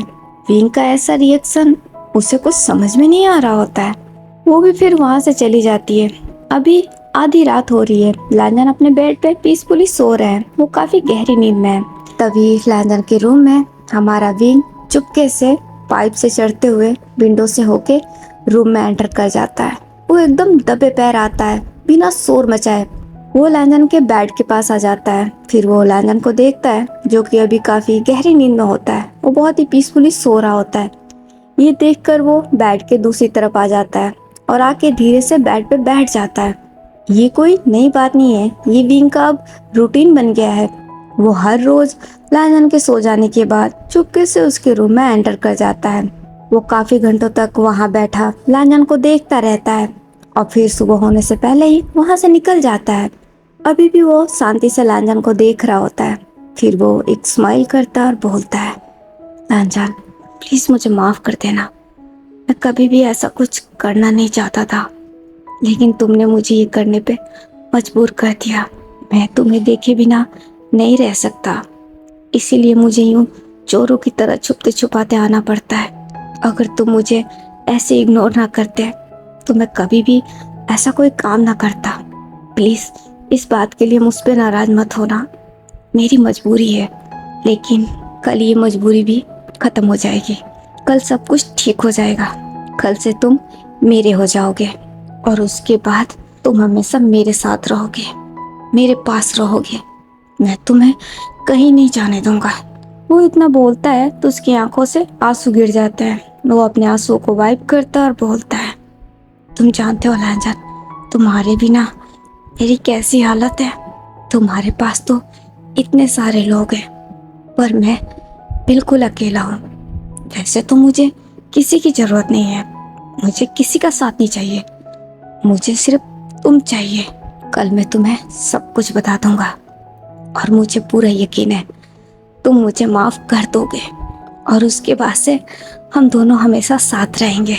मैंने इस दिन का इंतजार बहुत सालों से किया है लांजन, कल फाइनली मेरा इंतजार खत्म हो जाएगा। आज ये लास्ट है जब मैं यूं चोरों की तरह तुम्हारे रूम में आया हूँ। कल से मुझे ये सब करने की कोई जरूरत नहीं होगी। वो इतना बोल के स्माइल करता है और फिर से अपने आंसुओं को साफ करता है। वो कुछ देर तक ऐसे ही बैठा लांजन को देखता है, फिर धीरे से झुक के उसके फोrehead पे एक छोटा सा किस करता है और फिर जल्दी से अलग भी हो जाता है और फिर से उसे देखने लगता है। वो काफी घंटों तक वहीं बैठा चुपचाप लांजन को देखता रहता है और मुस्कुराता रहता है और जैसे ही सुबह होने वाली होती है वो फिर चुपके से वहाँ से चुपचाप निकल जाता है। अब हमें नेक्स्ट डे का सीन दिखाया जाता है। आज का दिन इन सब के लिए बहुत स्पेशल है। आज हमारे लांजन का रेस है। अगर लांजन ने ये रेस जीत लिया ना तो उसे रेसिंग का लाइसेंस मिल जाएगा और वो प्रोफेशनल रेसर बन जाएगा। इसीलिए आज के इस रेस के लिए सभी लोग बहुत ज़्यादा एक्साइटेड होते हैं और हमारे लांजन भी काफ़ी एक्साइटेड होते हैं। बट थोड़े बहुत नर्वस भी होते हैं। अब हमें रेस ट्रैक का सीन दिखाया जाता है। लैंजन हमारे रेस ट्रैक पे खड़े होते हैं। आज वो पहली बार प्रोफेशनल रेसिंग सर्किट में उतरने वाले होते हैं। उनकी पूरी फैमिली भी उन्हें सपोर्ट करने के लिए वहाँ मौजूद होती है। सभी लोग बहुत ज़्यादा एक्साइटेड होते हैं। थोड़ी देर बाद रेसिंग विसल के साथ रेस शुरू हो जाता है। सारे रेसर अपनी फुल स्पीड से अपनी बाइक को रेस ट्रैक पे भगाने लगते हैं। लैंजन भी उन्हीं में शामिल होते हैं, लेकिन लैंजन हमारे अभी थोड़े पीछे होते हैं। ये देख के हमारे सिचन बड़े परेशान हो रहे होते हैं। वो बहुत घबराए हुए होते हैं। उन्हें ऐसा देखकर रोजी स्माइल करती है और कहती है सिचन का, डोंट वरी, आप फिक्र मत कीजिए, ये रेस लैंजन ही जीतेगा। तो सिचन बोलते हैं, पर कैसे रोजी, वो अभी भी बहुत पीछे है। तो रोजी कहती है सिचन का, ये उसका स्टाइल है, अभी बस आप देखते जाओ। सिचन अब रोजी को देखने लगता है। रोजी स्माइल करती है और बोलती है, मुझे नहीं काका, लैंजन को देखो। सिचन भी हाँ में सर हिला के अब लैंजन की तरफ देखने लगते हैं। लैंजन जो कि अभी काफी स्लो स्लो जा रहा होता है, अचानक से ही वो अपनी बाइक की स्पीड बढ़ा देता है और सारे रेसर को पीछे छोड़ते हुए वो काफी आगे निकल जाता है। अभी भी 2 बाइक उससे आगे होती है।